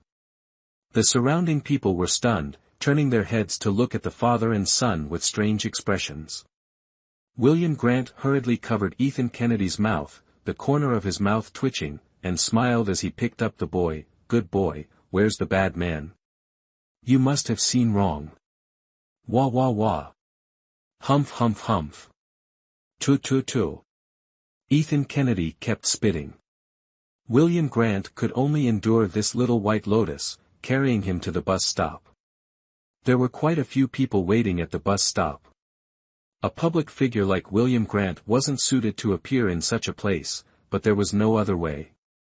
Ethan Kennedy was determined to have a showdown with him. Fans' eyes are sharp. William Grant tried his best to pretend to be an ordinary dad. But in less than 3 seconds, quite a few girls kept looking over, some whispering, and many even took out their phones. Just as William Grant was about to cover Ethan's mouth and forcibly take him back, the bus slowly arrived. Hashtag Chapter 38, Never Meant to Hurt You. William Grant hurriedly carried Ethan Kennedy onto the bus, which was still quite empty. He found a seat and placed Ethan Kennedy on his lap. Ethan Kennedy didn't object. Not everyone gets to sit on a superstar's lap. His little bottom wiggled, and he slyly smirked. William Grant looked at the child on his lap, speechless. Son, if I get mobbed on the street today, you definitely won't make it to school. Ethan Kennedy slyly smirked. Dude, don't think I don't know you signed me up for remedial classes today. Hearing this, William Grant felt a jolt in his head, followed by a bad premonition. Sure enough, right after, Ethan Kennedy casually yelled, "Help! A creepy old man is kidnapping me." Ethan Kennedy shouted too quickly. William Grant couldn't cover the boy's mouth in time. Very quickly, it attracted everyone's attention. Everyone stared at the two of them. William Grant felt his eyelids twitch, then reluctantly raised his head, gently stroking Ethan Kennedy's head. Good boy, you really like joking with your dad. Everyone, seeing his smile, stiffly turned their heads to look at the star poster in the bus, and the whole vehicle fell silent. Arriving at West Coast, passengers please disembark with your personal belongings through the rear door. A mechanical female voice echoed in the vehicle, and William Grant, taking advantage of everyone's daze, quickly picked up his son and got off through the back door. Only, Ethan Kennedy, his mouth covered and held tightly, struggled in dissatisfaction. Getting off the bus and watching it slowly drive away, William Grant gave a sinister smirk, his eyes narrowed at the boy. Ethan Kennedy, finally breaking free from his grasp, glared angrily and roared at him, "You let me off here, how can I get to kindergarten?" After saying that, without waiting for William Grant to speak, Ethan Kennedy grabbed his wrist, looked at the Rolex watch on his hand, and angrily warned, "There are only 20-something minutes left until class starts." William Grant looked around. They were now in a suburban area, the probability of catching a taxi here was basically zero, and waiting for the next bus would definitely make them late. He sighed helplessly, smiling at his son, "This place isn't far from kindergarten, walking quickly will definitely get us there on time, right? Good boy." Ethan Kennedy's adorable face hardened, "Unless you carry me, I won't move a step from here." William Grant, looking at his son's stubborn demeanor, frowned, "Good boy, you've grown up, you're a man now, how about? You can't even carry me, how can you make my mom happy?" William Grant. He felt like this little brat was trampling on his self-esteem, smearing his character. Any man couldn't allow others to so blatantly question his instincts. William Grant carried Ethan Kennedy for 5 kilometers. By the time they reached the kindergarten, William Grant wanted to strangle this little bear cub with his bare hands. Ethan Kennedy, seemingly completely unaware of his resentment, jumped off William Grant's back and seriously warned, "If you're a real man, don't snitch to my mom." William Grant gritted his teeth, his eyes slightly fierce. Ethan Kennedy smugly put on his backpack and entered the remedial class, but just as he was about to leave, he gave a sinister smile. "You made me go to remedial class on Sunday to torture me, I won't let you off easy either." William Grant called the Grant family chauffeur to pick him up and take him home. As soon as he entered the door, he saw Annabelle Kennedy holding her phone, frowning. Seeing him enter, she rushed over. "Why are you so sweaty? Was it Ethan acting up again? That child truly needs a lesson." "It's all right." William Grant pulled her into his arms, embracing her from behind, his voice slightly tired, yet incredibly alluring. "Ethan's jealous because I stole you away. I truly did steal you. I've wronged him. A little mischief that doesn't cause any harm is fine." Annabelle Kennedy still frowned, "But it'll be very tiring for you." "No," William Grant kissed her earlobe, whispering softly, "Not having you is what's tiring." Annabelle Kennedy's heart pounded. She suddenly turned, looking into William Grant's eyes. Their eyes met, a deep affection passing between them. She stood on tiptoe, bringing her lips close to his. A passionate fire ignited, impossible to extinguish. Ding-ling-ling. The dismissal bell of Venus Kindergarten rang. A few minutes later, a crowd of children with backpacks ran excitedly towards their parents' waiting arms. Many parents, hand in hand with their little ones, left with beaming faces. Among this crowd, little Ethan Kennedy appeared. After saying goodbye to his classmates, the little boy looked left and right, then frowned in annoyance. "Is that bloke trying to rebel?" Usually, when he came out, he could always see William Grant, waving at him. Strange, he couldn't see him today. Ethan Kennedy rolled his eyes, gritting his teeth, thinking viciously, "He dared to stand me up. I'll definitely tell Mom, so she can teach him a lesson." Having made up his mind, Ethan Kennedy stood expectantly at the school gate. More than 10 minutes later, a super cool white limited edition Martin sports car drove towards Ethan Kennedy. But this wasn't the car William Grant usually drove. Ethan Kennedy stepped aside, inwardly grumbling about how late William Grant was. The white sports car slowly stopped beside him. Before Ethan Kennedy could curiously peek inside, the car door opened smoothly, and a man in bright sportswear appeared before Ethan Kennedy. Ethan Kennedy's small face immediately changed color. He quickly took a step back, warning, "Come any closer and I'll scream." From the moment he saw Lily Brown, a flicker of fear had ignited within him. Especially when William Grant wasn't around. This situation was just like years ago, when Lily Brown had kidnapped him under similar circumstances. Though he was young then, he still clearly remembered being locked in a pitch-black room. He was terrified, and no matter how much he cried and called for his mother, no one came to hug him and comfort him. Upon seeing Lily Brown, Ethan Kennedy's first instinct was to run. But his thoughts and physical reflexes weren't synchronized, resulting in a slow start. His little legs had barely moved when Lily Brown grabbed him. "Ethan, don't be afraid. I won't hurt you." Especially when William Grant wasn't around. Lily Brown sounded a little disappointed. "Ethan, I truly won't harm you." Ethan Kennedy didn't listen. "You're a big, bad villain, and I don't believe you. You're mean to my mom, and you want to kill me." Lily Brown's expression darkened slightly. "Ethan, I've never thought of harming you. You're my teacher's son, and I want to treat you like my own." Chapter 39, The Cunning Devil's Scheme. Ethan Kennedy, who was struggling like an octopus, suddenly froze, a comical expression on his face. "Are you joking? My mom's your teacher, you're her student. Teacher-student romance is a no-no. Dude, you need to think this through. Lily Brown's gaze was calm, serious, even tinged with a touch of sorrow. I've thought about it for a very long time. He had known Annabelle Kennedy and Ethan Kennedy for a long time. He knew Ethan Kennedy was very dependent on Annabelle Kennedy and held great animosity towards men who showed interest in her. Therefore, at that time, he decided to eliminate the obstacle, Ethan, first. Unexpectedly, things didn't go according to his plan, causing an irreparable misunderstanding between him and Annabelle Kennedy and her son.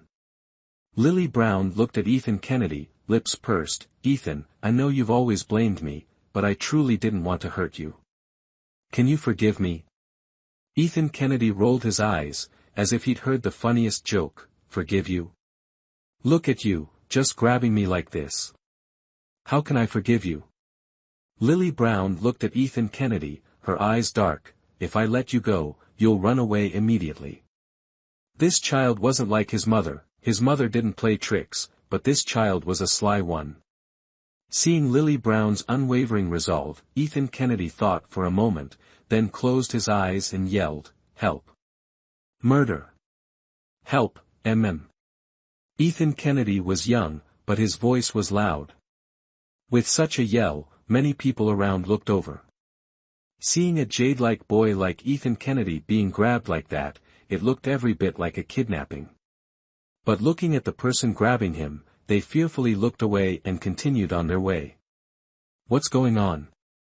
Human trafficking in broad daylight. Call the police. Call the police. Don't interfere in other people's business. This is the Brown family's young master who just returned to the country. Didn't you read the papers? But that's someone's child. He's just grabbing him like that. Doesn't he want to hurt him? Come on, maybe it's his illegitimate child. Shut up. The onlookers were partly those who liked reading the morning paper and partly those who liked to gossip. As a young master of a wealthy family like the Browns, Lily Brown's return had naturally been featured many times in the morning papers and gossip columns. Many people knew his status and naturally didn't believe he would kidnap someone's child.